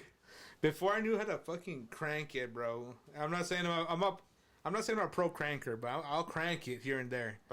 But I was over here on some fucking teddy bear shows, like just fucking rubbing that shit on my wing. I was like, there's a fucking rug burn on my dick. I was like, fuck, that was badass. When I discovered that shit, bro, I was, man, that was better than the PlayStation 2. Oh, dude, PlayStation what? Yeah, it's true. Like, hey, I don't need that shit no more, Dad. I got the PSP. Right?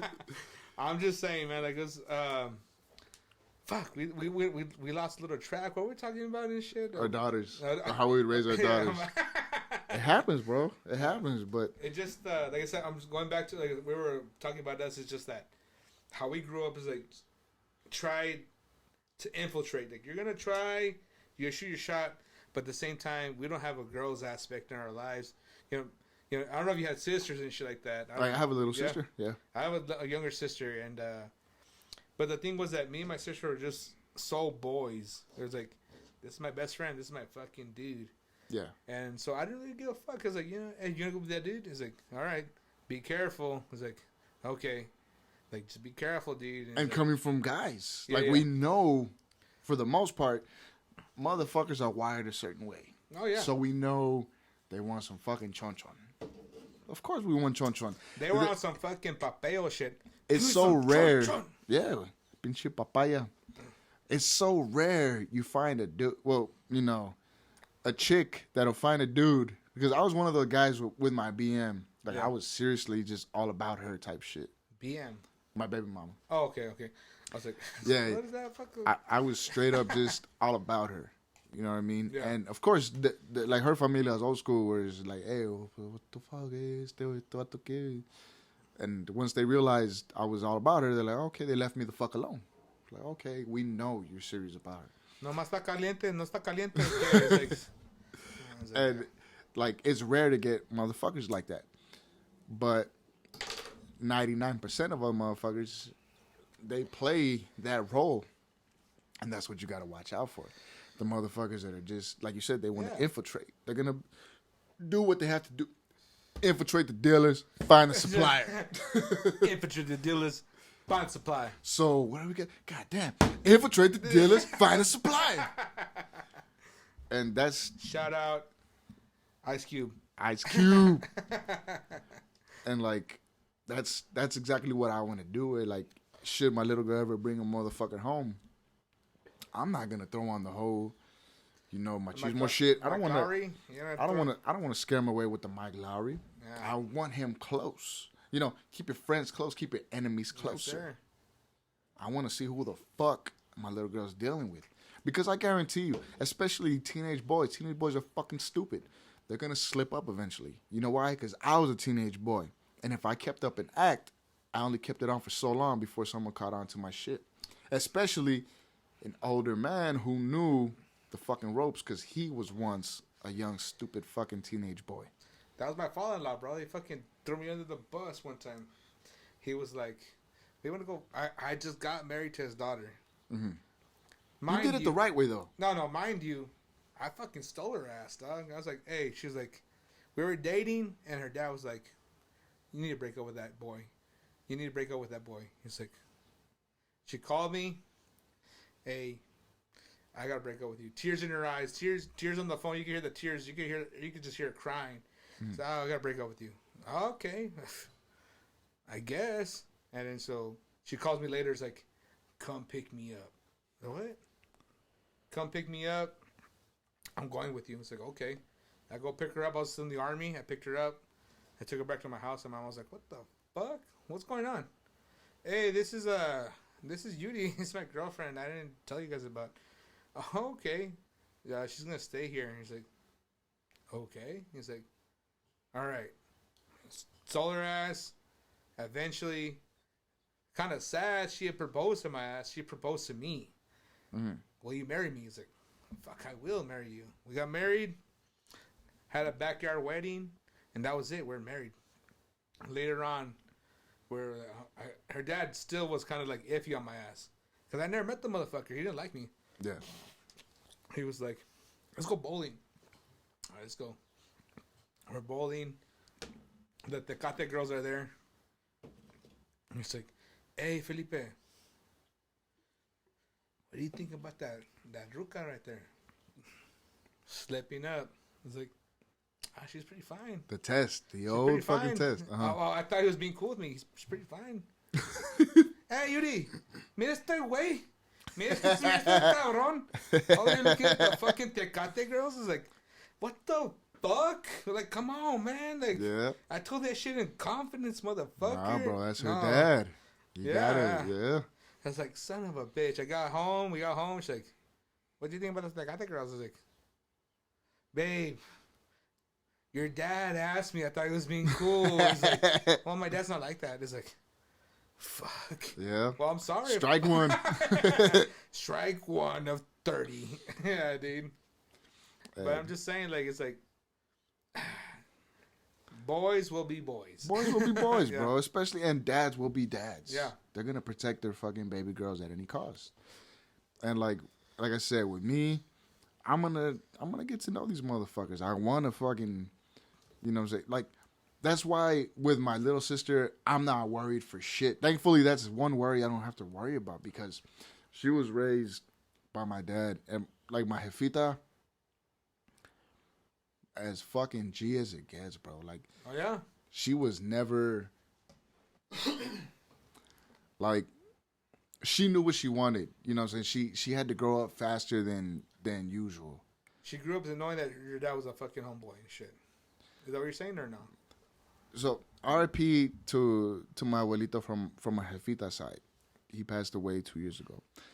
But he was a big time fucking, let's just say, a pharmacist. Okay. All right? And he wasn't really in the picture like that, but he was in the picture. So she had to grow up faster than she had to on her own. But she was wise. She knew what was up because she had an older brother, my tío. And she knew what was up with all the bullshit game and all the little fucking, she knew what motherfuckers wanted. You know what I mean? She wasn't stupid. And she was beautiful. She still is beautiful, but you know what I'm saying? A teenage, you know, young woman is beautiful in the eyes of another fucking teenage man. Oh, yeah. Right? My jefito was already like 20, 21 with a fucking 4-year-old. You know, she was 18. And she turned his ass down I don't know how many fucking times before, you know, she finally gave him the time of day because, like I said, she knew what she wanted. They finally got together. And like my jefito, I told you about a little background about my jefito. He was a fucking G. He still is a G. But he wasn't scared of anybody. Then or now. And, you know, at first it's intimidating when you think, fuck, the girl I like, she has an older brother and she has a jefito who are tan pesados. Sí. So it's like, well, fuck, how do I approach this? Mind you, my jefito grew up, family of 10, you know, 4 older brothers, 5 older sisters, a fucking rock hard jefito and even harder jefita. So that's what I'm saying, he wasn't scared of shit. He was ready for whatever.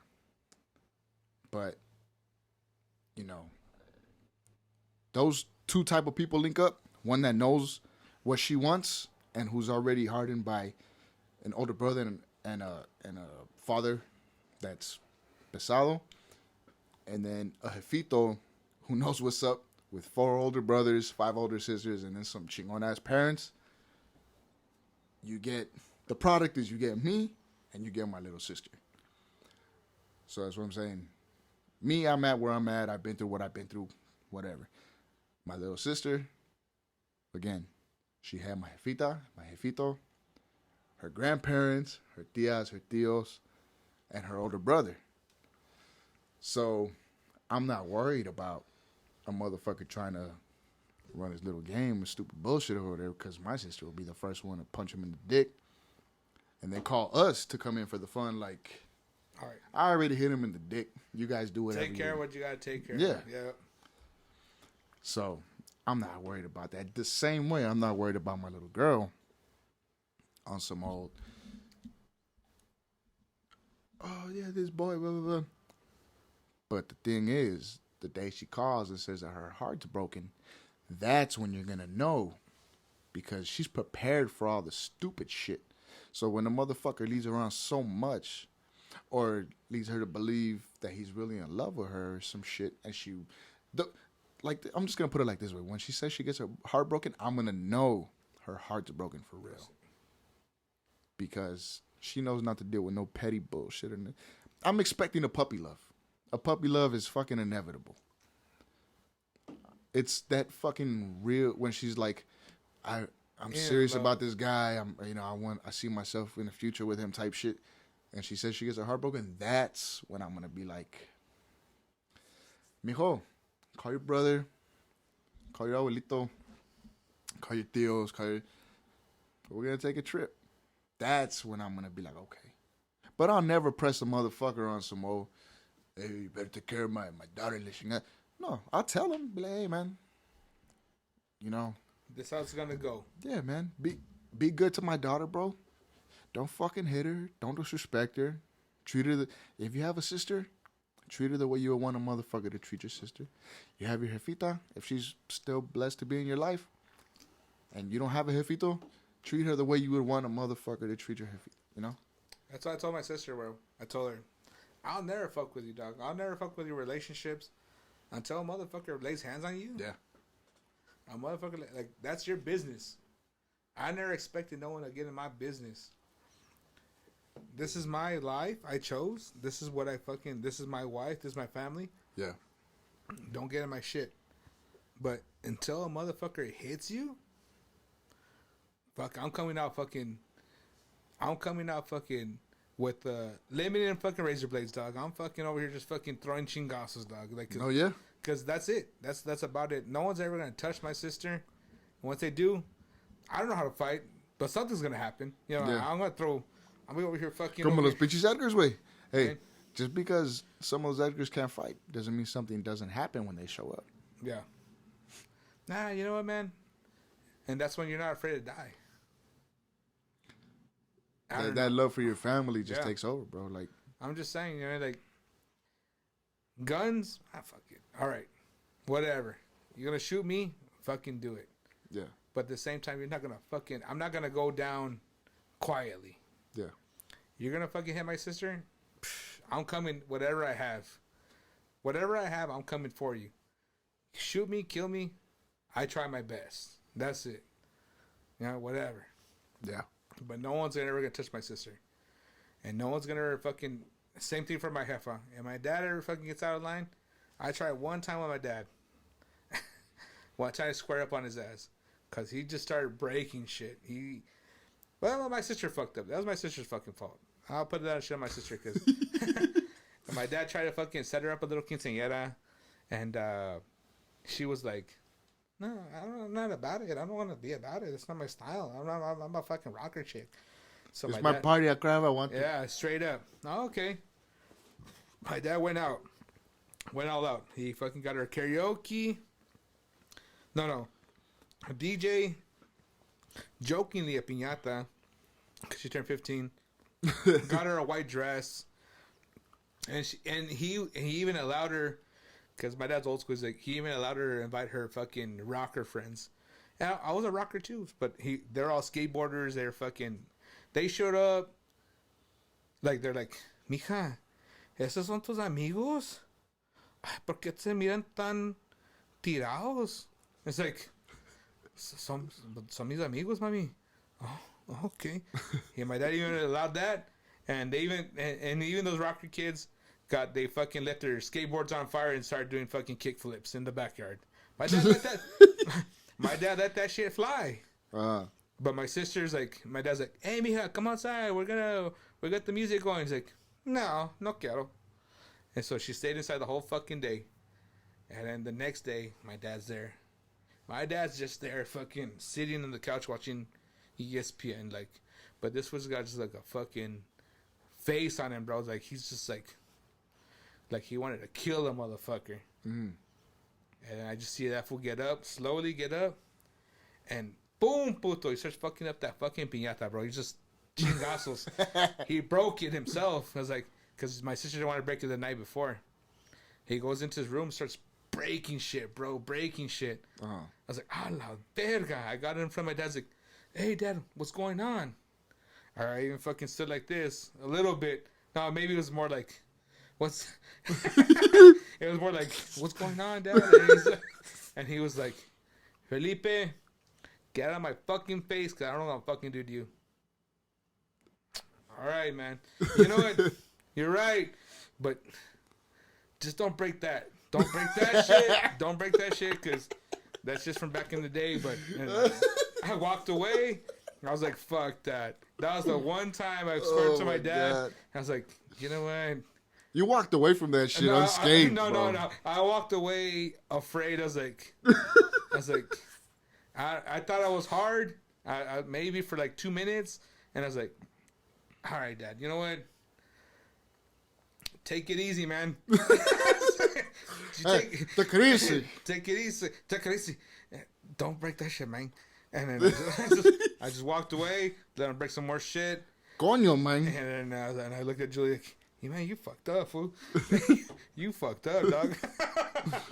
Oh, yeah. Nah, dude. Nah, it's just, that's what my question was. Just the daughters, bro. Like, it's just because I have 3 boys. My wife she tied the tubes. That's it for us, 3 boys. Yeah. And it's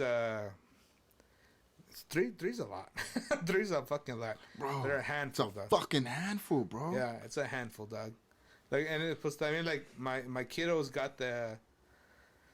I'm not saying it for my wife, and I'm not throwing shade on my wife, but my wife has their family. Have ADHD. Yeah. I didn't come from that shit, bro. My shit was just like. We grew up que te placas, güey, te placo. Sí, exactly. Yeah. Hey, calma tu pinche pedo, te calmo. Yeah. I was like, yes, sir. Yes, sir. My son always asks me, like, what'd you like to do, Dad, when you were a kid? It's like, play baseball. He's like, that fucking, that question, bro. Is just... Oh, dude, we'll be at the dining table, like, what'd you do when you were 10 years old? Well, shit, I can't remember, but you know what? I played a lot of baseball. Motherfucker, we didn't have Wi-Fi. We didn't have Fortnite. Oh, man. We didn't play indoors. We were out fucking side, getting dirty, getting in trouble. I broke my kid's fucking first tablet, bro. Porque I remember you told me that story. I broke his fucking tablet. I bought him a tablet for Christmas, Black Friday, $30. Like, all right, fuck it. He's going to get a fucking tablet, my oldest son. And then, we gave him the tablet, and I thought cocaine was addicting, dog. I thought fucking... Technology, bro. I thought cocaine and crack were addicting, dog. No, this fucker was on that shit. I was like, fuck. And then my wife would be like, hey, Cedric. What? Oh, fuck no. Excuse me? Oh, fuck no. Yeah. And it's like, hey, Cedric, let me see that shit. He's like, let me see that shit. He's like, what, Dad? Let me see your fucking tablet. He's like, all right, yeah, go for it. Snapped it on my knee, dog. I just fucking snapped it. He's like, when your fucking mom talks to you, dog, you're gonna respond. That's it for this bullshit. And he's like, he had that fucking rage, and he's like, do something, kid. Like, come at me, motherfucker. Come at me, bro. Fucking dare you. Come at me, bruh. What do you want to do, bro? Nah, so he fucking... We don't have no tablets. They have nothing. My oldest son has a phone now. And we got to limit that shit on the weekends. Yeah. I only let him use... So, I took from my dad. I took what my dad incorporated in me. He's like, you're only going to play video games on the weekends. Mm-hmm. That's it. That's all you got looking forward to.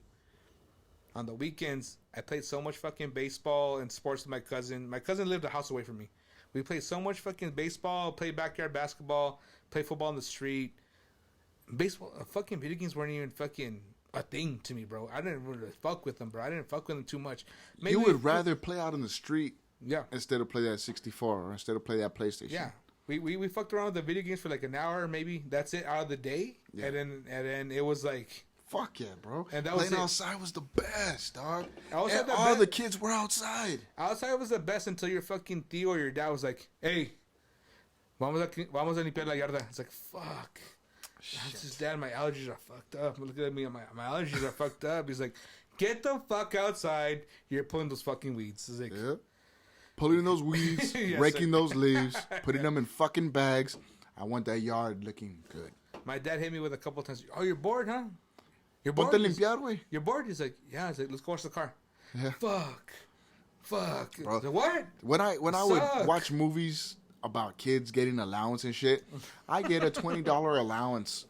The fuck is that? Dude. But I had the fucking nerve. Hey, Dad, can I have allowance? ¿Qué pendejo? ¿Cuál pinche allowance, güey? ¿Quieres dinero, güey? Hey, Dad, can I have $5 to go to Roller King? Oh, you want to go to Roller King? Roller King. So I'll give you $5. Go wash my fucking car. For real, Dad? Yeah, you wash my car. I'll give you $5. Así me la aviento, güey. You know, the water, the bucket with the good fucking enough. laundry detergent. Hey, Dad, I washed the car. Can I have my $5? Hold on. Checks it out, inspects it. You and gotta shit. inspect. You gotta inspect it. Hold on. Opens the door. You include the inside. Hey. Come here, fucker. What's all this shit? But I washed it. No. Look at all that. That doesn't look clean. That looks dirty to me, motherfucker. You want that $5? Finish cleaning my car. Yep. Fuck. But Dad, the first session's about. I don't give a fuck. I guess you'll make the second session. Second session. Shit. The volado. Hey, but the second session, that's where people got married, dog. Yeah. That's where babies were conceived. People got married. The fights broke out. Finger blasting fights. All that shit. DJ Magic and MC Riders Hey, be like, on the hey. fucking dance floor. Hey, homie, smell this shit. It's like, Whoa, what is that, what is bro? that? That's fucking Candace, way. No mames. For reals. Bro, I And got. then he gets you with like, what's that? It's like, that's my ass. Wait, and I remember by the second session, like a lot of the little kids would leave. You remember that little skating ring in the very, very back corner? The little rectangular one? Yeah. That's where I would go. Remember the term back then was Mac. Oh, Mac. Be macking yeah, we chicks. Macked. Yeah, we Macked. Be macking chicks back there, bro. Dude. Straight from the little dance. That's where I met the girl that I lost my virginity to. Swear to God, bro. We were dancing to with Pichi Nina Sky. You remember Nina Sky? How's that one? Move your body, girl. Duh. Oh, It's the same beat that Pitbull made Culo to. Yeah. Dun. Hell So yeah. anyway, so Hey, Oh, my what God. were the top 3 fucking quinceañera jams? It was like I could give you. I can't just name 3. There was a whole bunch. La chocolate. I remember from the quinceañera. Ma, chihuahua, chocolate. That's easy. And then you would have that one. This I think like number 2 was fucking. This is Casper Slide Part 2. We're gonna get funky. And you're like, oh shit, hey, I'm about to get out there Funky. and show my shit. Everybody clap your hands. Clap your hands. Yeah. Shit. It was those 2. No, you remember Pinchy Ivy Queen? Yo quiero bailar, yo quiero sudar, de la na na ti, de na na na ta. Yo me digo así, tú me puedes provocar. Dude. Dog, I remember down the street, there was some sisters that lived there. One was 15, one was 13. And, okay, bro, so, like I said, my macking game reached its peak at 12 years old because I was 12, but I might as well have been like 21, bro, because I lost my virginity, and then I just started macking on nothing but older chicks, bro. Like, I guess I looked way older for my age. I would get mistaken for like 15, 16. And like every chick in the hood that was in like 7th, 8th grade, I would fucking make out with. And I had a little like reputation in middle school. As soon as I got to Riverside Middle, nothing but fucking 8th graders, bro. As soon as I was a 7th grader, 8th graders. I couldn't fuck with the high schoolers anymore because that's already a different bracket. But all the 8th graders, I was like, fuck yeah, I like this. I like this shit, bro. And especially they were 8th graders, so they wanted to do way more than 7th graders. Yeah. So I was way more sexually advanced than a lot of my boys. So I was already doing a whole bunch of shit by freshman. And no, it all goes back, like we said, it all goes back to fucking Roller King. And it all goes back to the fucking, fuck the allowance. I had to work to fucking, man, I blame my dad for losing my virginity at fucking 12 because if he didn't make me work so hard for some pussy. You're working for pussy. You're working for pussy straight up. You're working for pussy. Hey, you had the $5 to get into a fucking Roller King. My hormones. That was it. My hormones were my work ethic. What'd you eat at Roller King? Pussy. Bring me back a box of condoms and what's that stuff? Used to eat it all the time back in the day. Pussy. Pussy. Yeah. Oh yeah, dude. Fucking. Dog, the races, dog. I used to love. Oh, you're on it? You're on the races? Nah, hell dude. yeah, dog. So check this out. This is gonna sound embarrassing. Where you're talking about Roller King, bro. I never got to experience it. I experienced it vicariously. I know everything that happened at Roller King. Did you say bi-curiously or vicariously? like... Vicariously. Oh, okay, bi-curiously. Because everyone told me what happened at Roller King. Uh-huh. I know what you're talking about. I know you're talking about the fucking corner spot. I know you're talking about this. I know you're talking about that. Mm. My parents, they never let me go to fucking Roller King. No. Mijo, no vas a ir. No vas a ir. Yeah. Why not? ¿Por qué? It's like, no. Se están jañando. Se están tocando. Ahí. No vas a ir. Yeah. I was like, fuck, man. Like, it was like, man. And I go back to school, elementary school, like, hey, and it's like, how was Roller King? He's like, it was fucking sick, dog. Like, what happened? What happened? He's like, I was like, what happened? He's like, writing a book, Roller King, the novel. And I was like, it's like, what happened? He's like, the novel. It's like, oh, dude, I fucking fingered Ruby, and it was fucking stinky, dog. Hold on. How do you spell that? Ruby, stinky. It's like, oh, fuck. And it's like, yeah, dude. Then we went to the back one, and I grinded her, but I put my dick out. It's like, no shit. Oh, it's like, my God, yeah, dude. Dick on Gene. And it's like, oh, shit. No bullshit. So like, that's hardcore. Doing it in public like that? No, dude. I had some homies that just didn't. They would still fucking roller skates. From fucking Gee, and then they would how would they get their shoes back? No, my homie, bro, he would steal the Roller King of skates and ride back home down Loma Land. I was like, wait, how the fuck did you do that? He's like, you were 12 years old. My dad, I don't even have a dad, bro. My mom didn't go fuck. I was like, shit, there's no shit. He's like, I was talking to my homies the other day. He's like, they both had scooters, both of them, and one of their homies didn't have a scooter. He would steal the rollerblades or roller skates from Roller King and ride back home down Loma Land. I was like, wow. Shit. You know he busted his ass more than a few times. Oh yeah. Loma Land, downhill Loma Land is you're gonna bust your fucking ass a few times. But I was just like, that's how fucking my mom and dad, well, my mom mostly, she would not let me do a lot of shit until I got like, I would trip out so hard on her because she would never let me go do that shit. But Halloween was the night. Halloween was the fucking epic night for me. It's like, hey, mommy, I still call my mom mommy to this day, bro. Mm-hmm. Still to this day. Si no me dices mami, no me quieres. All right, mommy. Puro cariño. Yeah, straight. So I call my mom mommy for life, dog. It's like, mami, ¿puedo ir con mis amigos? It's like, it was like 4 o'clock. It's like, ven para atrás para las 10. It's like, by 10 o'clock. I was like, are you fucking... Oh, that's... No, I was like, are you fucking serious? Like, I didn't say shit. I was like, okay. I went outside, ran with the guys.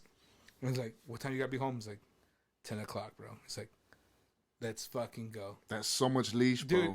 Dude, we had a football. We started the night throwing footballs, catching them, hitting fucking cars, bro. Just, yeah. That's how we used to start. Is like, dude, I'm gonna toss you the ball, catch it, fucking hit the car. Okay. Wait. The old school alarms. Old school alarms. So that's what we were doing. We did that for an hour. Anyway, we're gonna fucking jack these kids, dog. We're gonna jack these kids. It's like, we're gonna run and jack these fucking candies. Started fucking bag snatching. Then it just got worse and worse. Like, hey, we're gonna hitchhike. We're gonna hitchhike from here to Loma Land. Okay. I've never done that shit with you guys. Like, so we're just hitchhiking. Where are you guys going? He's like, dude, how crazy does that sound? I would never let my fucking kids fucking go out there by themselves nowadays. I was hitchhiking from... You can't. Nowadays, you can't. I was hitchhiking from the valley to Loma Land, bro. And I was like, just fucking going. And then just walking back. And then finally get back home like at 10 at night. ¿Cómo te fue? ¿Estás bien? It's like, how the fuck are you not letting me go to Roller King and get my fucking fingers dirty? But you're gonna let me go fucking do shit like Mom, this? I committed a handful of felonies just now. Yeah. I was like, damn, dude. It was just like, it was just fucking absurd to me. It was absurd to me that my mom let me do shit on Halloween, but I couldn't go to Roller King. I was like, I want to get pussy. Like, you know, I'm that guy. Dude, 18 years old. That's the first time I got pussy, bro. 18 years old. Mm-hmm. And everyone, they're like, are you green, Felipe? I was like, fuck no.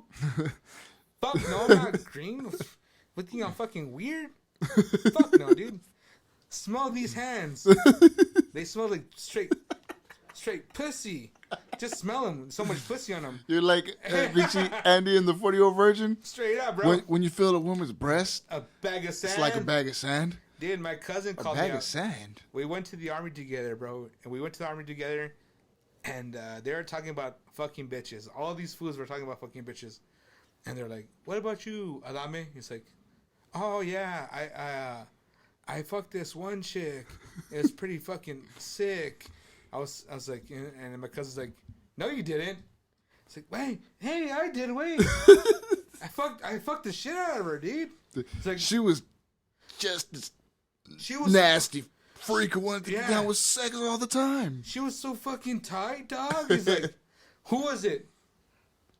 Jaylene. Who the fuck's that? And I was like, I don't know that bitch. She's like, you never met her when she went and slept on. She the poly dynamite. Is she hot? See for yourself. See for yourself. Yeah, dude. Dude, my cousin just put me on blast with everybody's like, I was like, come on, man. Like, I was like, come on. Because he'd been fucking since he was 12 too. I was like, come on, man. I know you fucked the neighbor. Come on, man. Let me fucking do my thing. Oh, my God. I'm a late bloomer, motherfucker. Dude, I was. Hey, man, it happens, bro. Like, honestly, had I not... Never mind, I can't. I can't. We can't get into that conversation. I can't empathize that much, because if I didn't get it when I was 12, I definitely would have got it. Because the next time I had sex, I was 12 and a half. I was 13. Yeah, but the time I was 13, that was a little riskier, because that's the first time a chick was ever like, don't use a condom, just put it in me. I want to see how it feels. And I was like, yeah. Hold on, real quick. Quick intermission. Yeah. Hello? Yes, sir.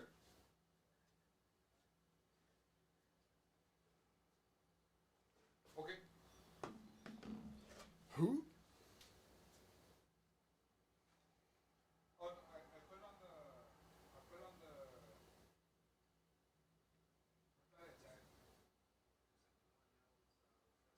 Well, it's because JG Ace. Damn. Oh, here we go.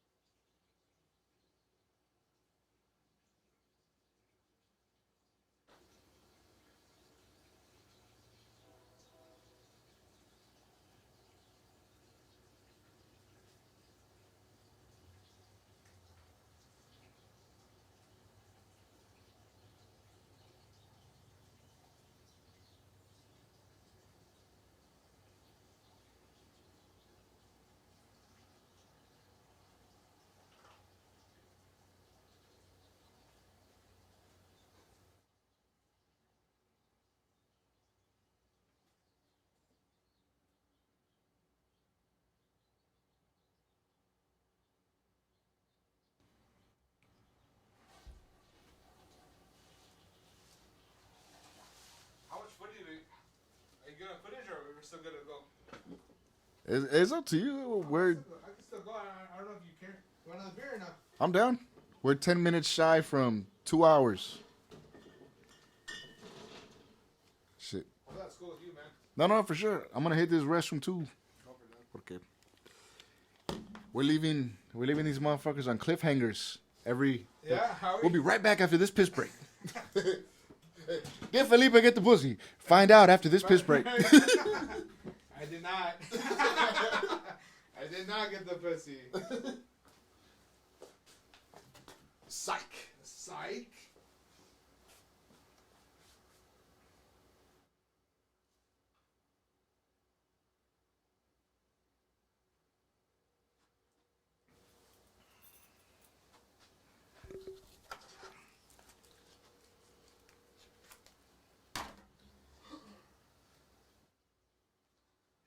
What's up, Prim? Sorry, man, I missed your call, man. Okay. What's good, brother? No, I'm off today, man. They changed my days off.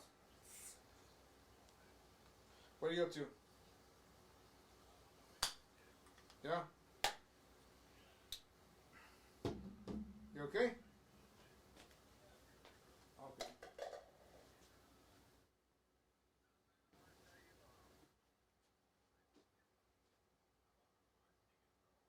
No shit. No shit. You invited me? Ah, dude, are you fucking?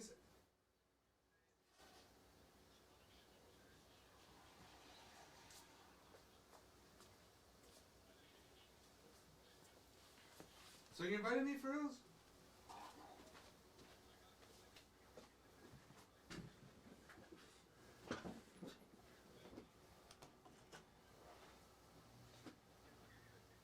How much I owe you? No shit, brother. I appreciate you, Aaron.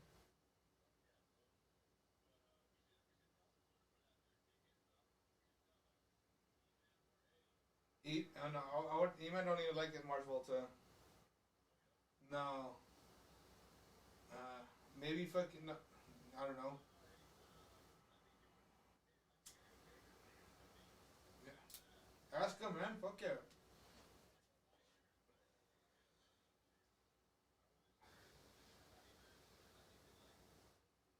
No, he's after driving for life. Yeah.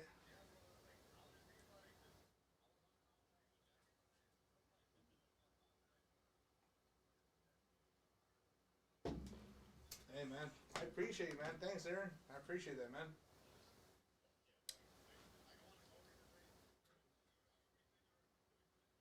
Oh yeah, dude. It's just I'd have the funds, man. I got you, man. Hell yeah. I'll sneak him in. I'll sneak him in. Yeah. Fuck, we'll sneak him in. Yeah. But well, I'll buy you. I'll buy you a beer though. I'll buy you a beer though. I'm just playing. I was just playing. All right. I appreciate it, man. Thanks, Aaron. That means a lot, man. Straight up.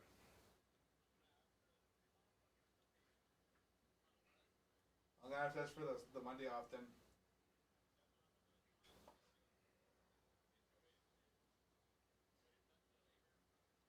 Yeah, I know, man. Fucking, what days? Just send me the dates so I could ask for the Monday off then.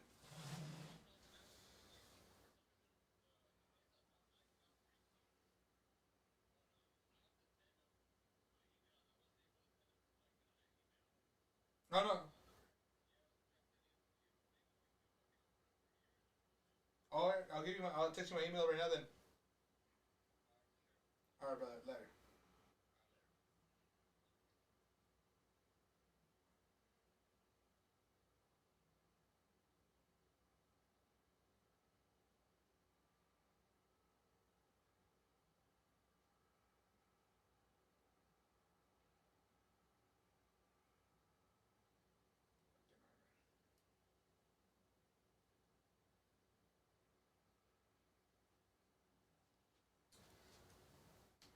What was it? Where were we at then? Where were we at then? I remember we were talking about Roller King, pussy, and Living vicariously. our mom's washing stiff ass boxers. Stiff ass boxers. All that pre-nut, dog. Huh? All that pre-nut. Oh, dude. Dude. I feel bad for my Fita washing my clothes as a fucking preteen teenager, dog. Like, Lord knows the shit the woman had to. Like, ¿por qué huele raro? I was. Why does it smell so fucking weird? It's like, I'm a growing boy. Oh, Just dog. liquids are coming out of me. I was beating my shit like I beat Tina. I beat Tina, dude. I was beating my shit like Mike Tyson beat up fucking anybody, dog. And that's an understatement. Oh, yeah, dude. Knockout. 12 my dick. rounds. Yeah. 12, My dick, 12 rounds. No, shit. Mike Tyson was fucking up motherfuckers in like Overtime. 2 rounds. Overtime. Yeah, so. No, but. Wait. I swear. Hey, man, I beat my shit like it owed me money. Once I figured out what that game was, I was like, This is the real joystick. this is this is what I'm gonna do with the rest of my life. This is my purpose. You look into the clouds, just. Dude, when I finally found out, well, I think I always been interested in girls, man. But when I finally found out what it was to fucking over here, like, hit up bitches and shit like that, and like fucking try to spend some game and shit, and when they were actually into me, bro, I was just Your head got so big. dude. My first girlfriend was skinny as a twig. Uh-huh. And the first time I ever kissed a girl, bro, I'm not even lying to you, bro. I'm not gonna downplay anything what I'm saying right now. Everyone asks me, "Are you fucking green?" Fuck no. I've kissed plenty of bitches. They would ask me that like in elementary school, middle school. I never kissed a girl. My first time I kissed a girl was my freshman year, bro. Uh-huh. And we made out. We macked. We fucking macked her ass. I just macked her pretty good.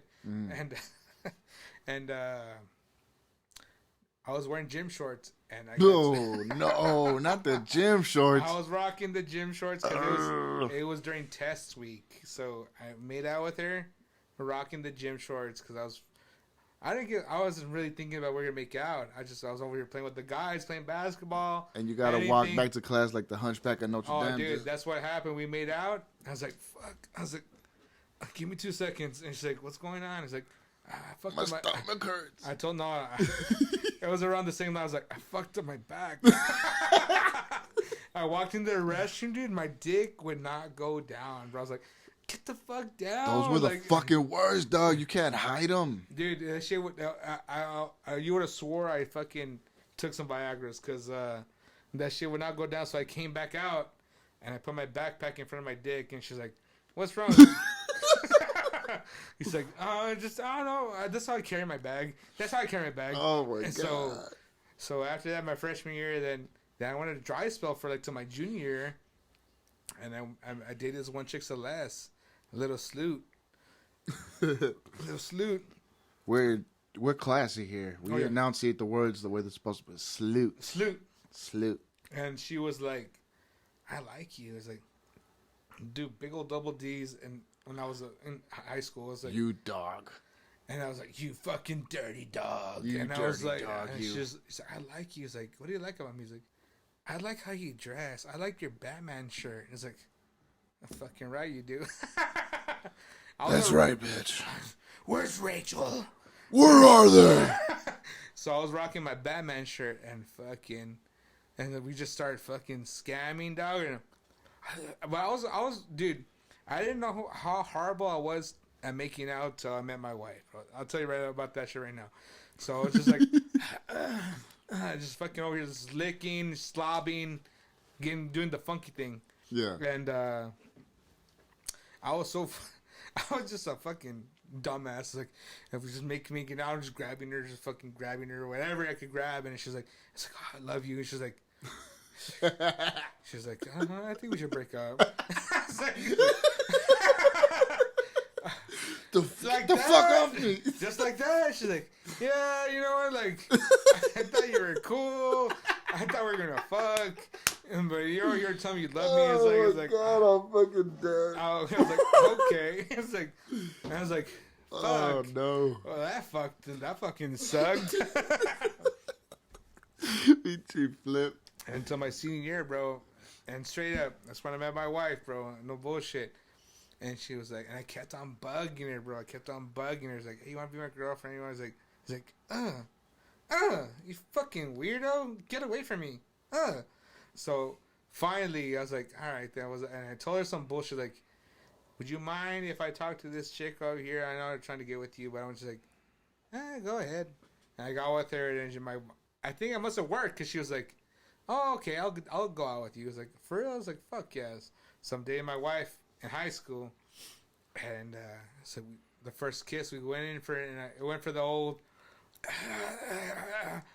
But you went for the Exorcist tongue. Dude, I want some Exorcist tongue shit, bro. And she's like, God damn. She's like, damn, pinky shit. Have you ever kissed anybody? He's like, yeah, I've kissed like a lot of girls. I've kissed a shitload of girls. And she's like 10,000. And she's like, well, you need to chill out with all that tongue shit. My face is all fucking wet. I was like, okay. Damn, Scooby Doo. And so she showed me how to make out, but I was like, hey, she stopped me like, hey, calm down with that shit. Like, take your tongue back in a little bit. All right, we're good now. And so she showed me the ropes. But I was over here on a Mac note, like just like Jabba the Hutt. Yeah, straight out Jabba the Hutt. These bitches. I love you. I give up. It's like no more. Yeah, I was quick, bro. I was just a hopeless romantic. I was a hopeless romantic, being the gay best friend, and trying to get with these bitches. Hey, bro, I can't even fucking hate or say shit because I did that at one point. You got to that point? Maybe not as bad. But I like how you say it so nice. You're like, maybe it's not as bad. Hey, bro. Like you said, I got to keep it real. I got to be honest. I did that at one point. Like, not full time, because I still had some chicks on the side that I was messing with or whatever. But the ones I wanted to cuff and I wanted like to claim as a girlfriend, I would pull that shit. And it didn't work. But the ones I would treat like shit and play Mac Daddy with, they're the ones that were all over me. And it's like, I couldn't fucking reverse the roles. That was the name of the game, though. Like, fucking, I remember homies just treating these chicks like bitch, like fucking shit. I was like, and they fucking stick. That's how you get them? It's like, yeah. Fucking right. Smell that. It's like, yeah. And that was my problem, dog. Like, for example, the chicks I just wanted to, I'm not even going to say fuck because, like, shit, I had to put in so much work just to get, like, fucking nudes back then. You know what I'm saying? On fucking Cricket Wireless. What was your hours and hours and hours and days. What was your first cell phone? I'll never forget the name. Kyocera Cricket. Flip. You know which one? No. What grade was this? So, fucking. Were you 31? 32? I'm 31. Oh, see, I got when you I was by a two. fucking freshman. Okay. I had my first cell phone when I was a freshman. And, no, I'm lying. When I was in 8th grade. Oh, shit. It was a blue flip phone. And, I had T.I. 24s as my ringtone. Money, rose, cars, and clothes. That's all. And I'll pick that shit up. So, what's happening? What's happening? Hey, what's up, Shouty? Do? What's up, Shouty? Yeah, Shouty, I'm just By that time, I had already stopped going to Roller King. I was at the movies on some cool shit on Friday nights. On Friday nights, not even going to the movies. They're just kicking it outside. Bitches on the side. Yeah, that's when no one went to the movies, bro. We all kicked it outside. Yeah. You're like, hey, if you went to the movies, you snuck in that motherfucker. You want to go to the movies and go get a free donut? At fucking Krispy Kreme. Let's go. I swear I'll be posted up baggy ass white tee, baggy ass fucking 501s. The tall tees back then. No, I didn't wear. I never wore a tall tee. I fucking hated tall tees, dog. I just wear my double XL, the 5 for 20s from Foot Action. I was gonna say La Negrita, but I got from the Negrita. No, I got my shit from Foot Action. Baller. I was working, dog. I was working, so I was like, fuck it, I'm gonna treat myself. But I'll be posted up, looking them up on MySpace, like, hey, what's up, shawty? This is back in the when you had a computer. You had a computer on MySpace, dog. I saw your hand gestures, like. Do you want to go to Tinseltown? You're not on my top 8, bitch. Send. Do you want to be on my top 8? Yeah. So I'll be posted up waiting, dog. Just, call me at this number when you're there. Send. I'll be posted up. Money Rose. And I'll let it play. Because remember them shits were like, they were like $5 a ringtone. Remember that shit? Yeah, it was expensive, bro. Money Rose, causing clothes. You got hyped up. What's happening? Shouting.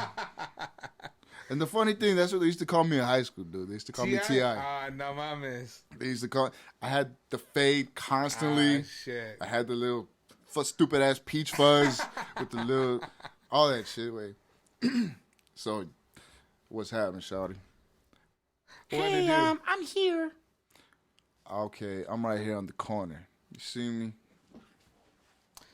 Tell your mom to get the fuck out of here.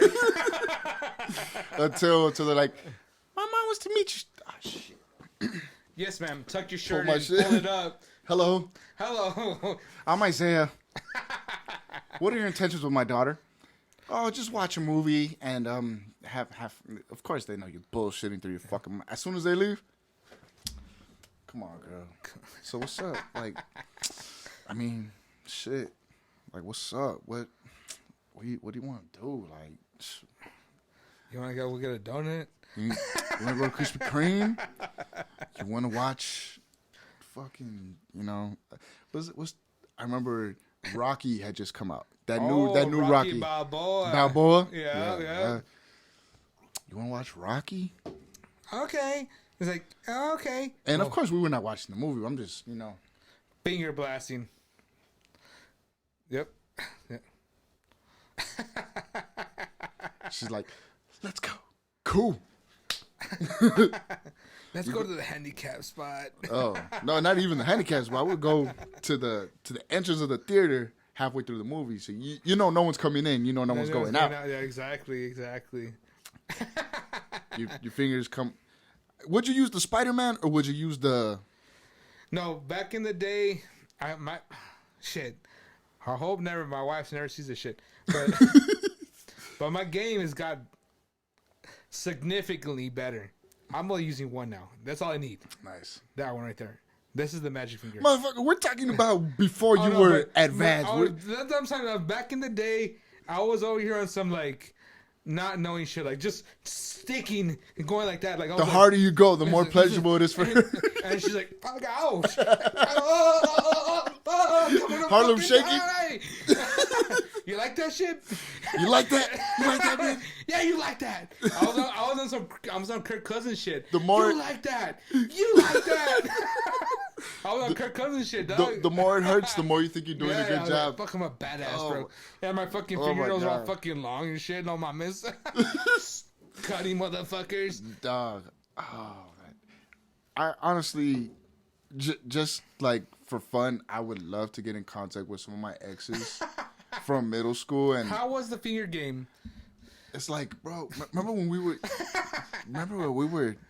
go to the movies or go to Roller King or any type of day, to the mall back then, and we used to have our little fun. Like, as a kid, reflecting on it as an adult now, like, what the fuck?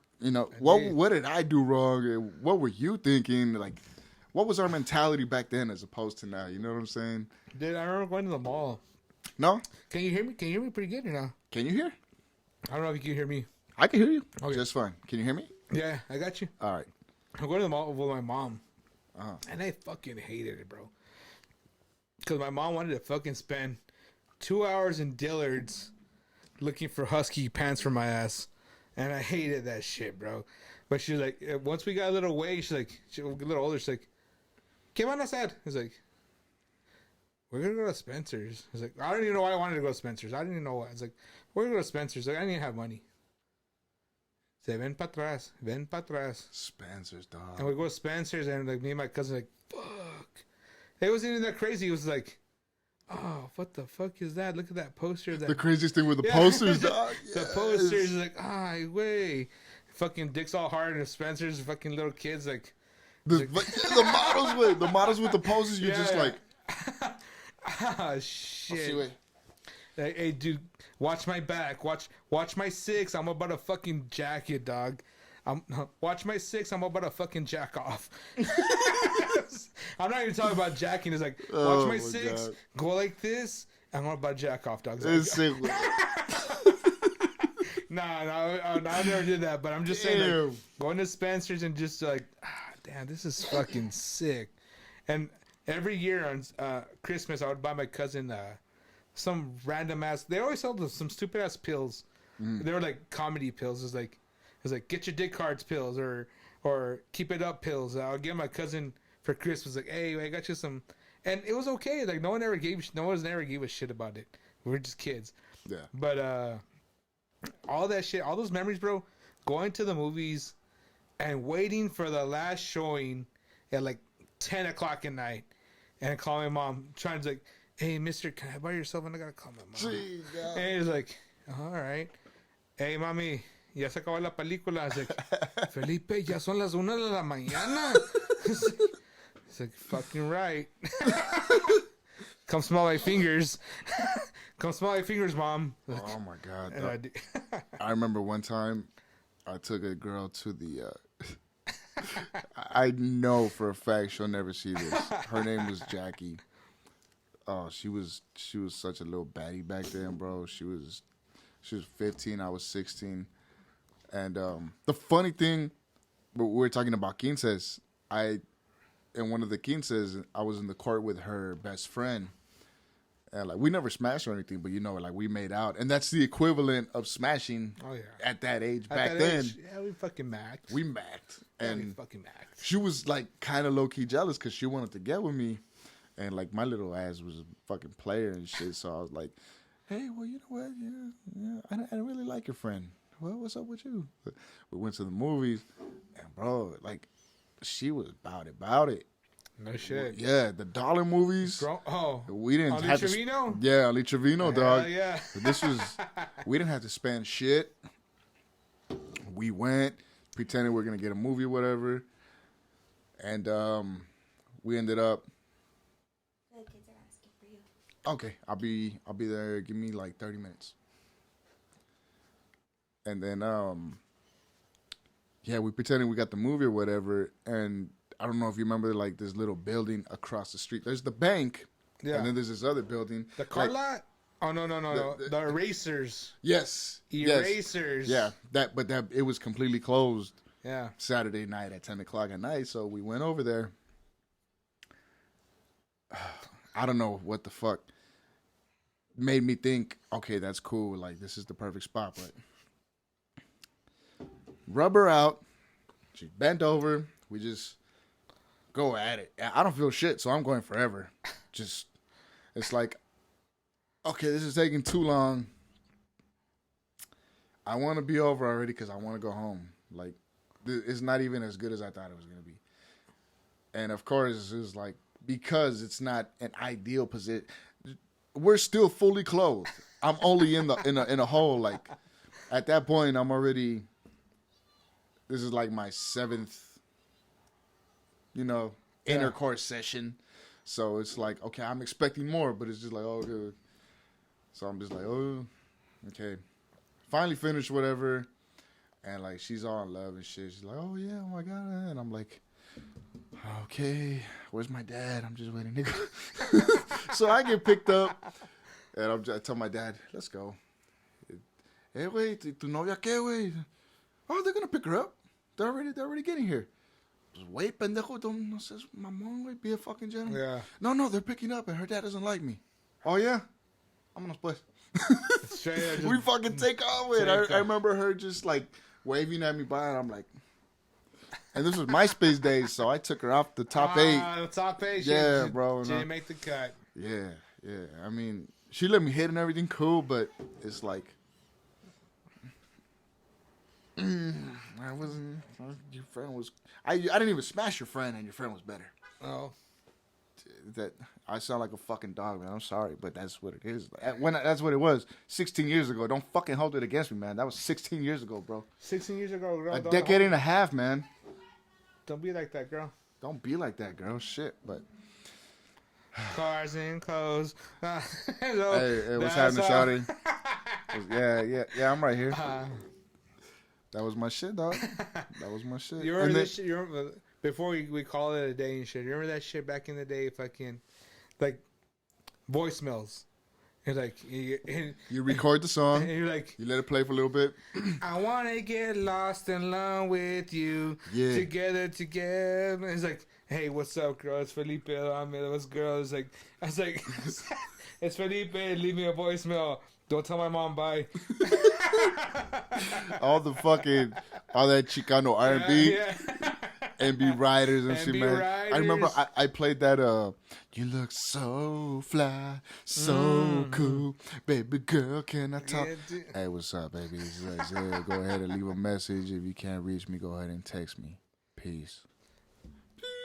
Text me after Don't 9. pendejo, eh. Text me after 9. It's Get free minutes. Free minutes. Free talk, free text after 9 o'clock. Yeah, dog. Oh, even before that, I remember because we were living at my grandma's house. Oh, dog, the chick I lost my virginity to that same night that I met her, I gave her my number. She called me. It was already to the house. Yeah, and I remember the second session ended like at 11 o'clock, something like 10:30. Yeah. So I remember getting home like at 11, and my dad was like, "Hey, pendejo, ¿qué chingados? ¿A quién está el número, güey? ¿Quién chingados está llamando a las 11 de la noche?"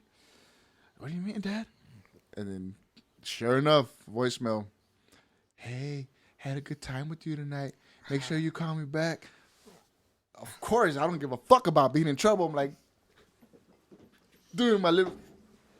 You're on some fucking hell shit. Hell yeah, wait. Eddie Murphy shit over here. Hell yes. Straight up, I was so fucking... Hey, better tell those bitches to stop calling so late. Your fucking grandma's trying to sleep. Shit. My mom, when they would call the house, she'd be like, "Yes, but can I speak to Phil?" It's like, "No, you no sé no Phil. Yo no sé no Phil. Es Felipe. Bye." And she'd fucking hang up. I was like, "Who is that?" "No sé, una muchacha que se llama Janet." Oh, I was my like, God. Janet. And I was like, "Fuck, you're a fucking bitch." I was like, If the girls... on my mind, you're like, "You're a fucking bitch, Mom." Like, what the fuck? If the girls cared, they'd call back. Mm-hmm. If they really liked you, if they fucked with you, they keep calling And until you answered. And that's why I was in the friend zone for the rest of my life. Oh my God! Your mom put you in the friend zone. My mom put me. Thanks a lot, Mom. I appreciate everything you did for me. Fucking asshole. Hey, we crank it up, though. Let's finish it up right here. No disrespect, Mama Felipe. We nothing but love and respect. Let's do this. Hey, thanks a lot, Isaiah. Hey, Felipe.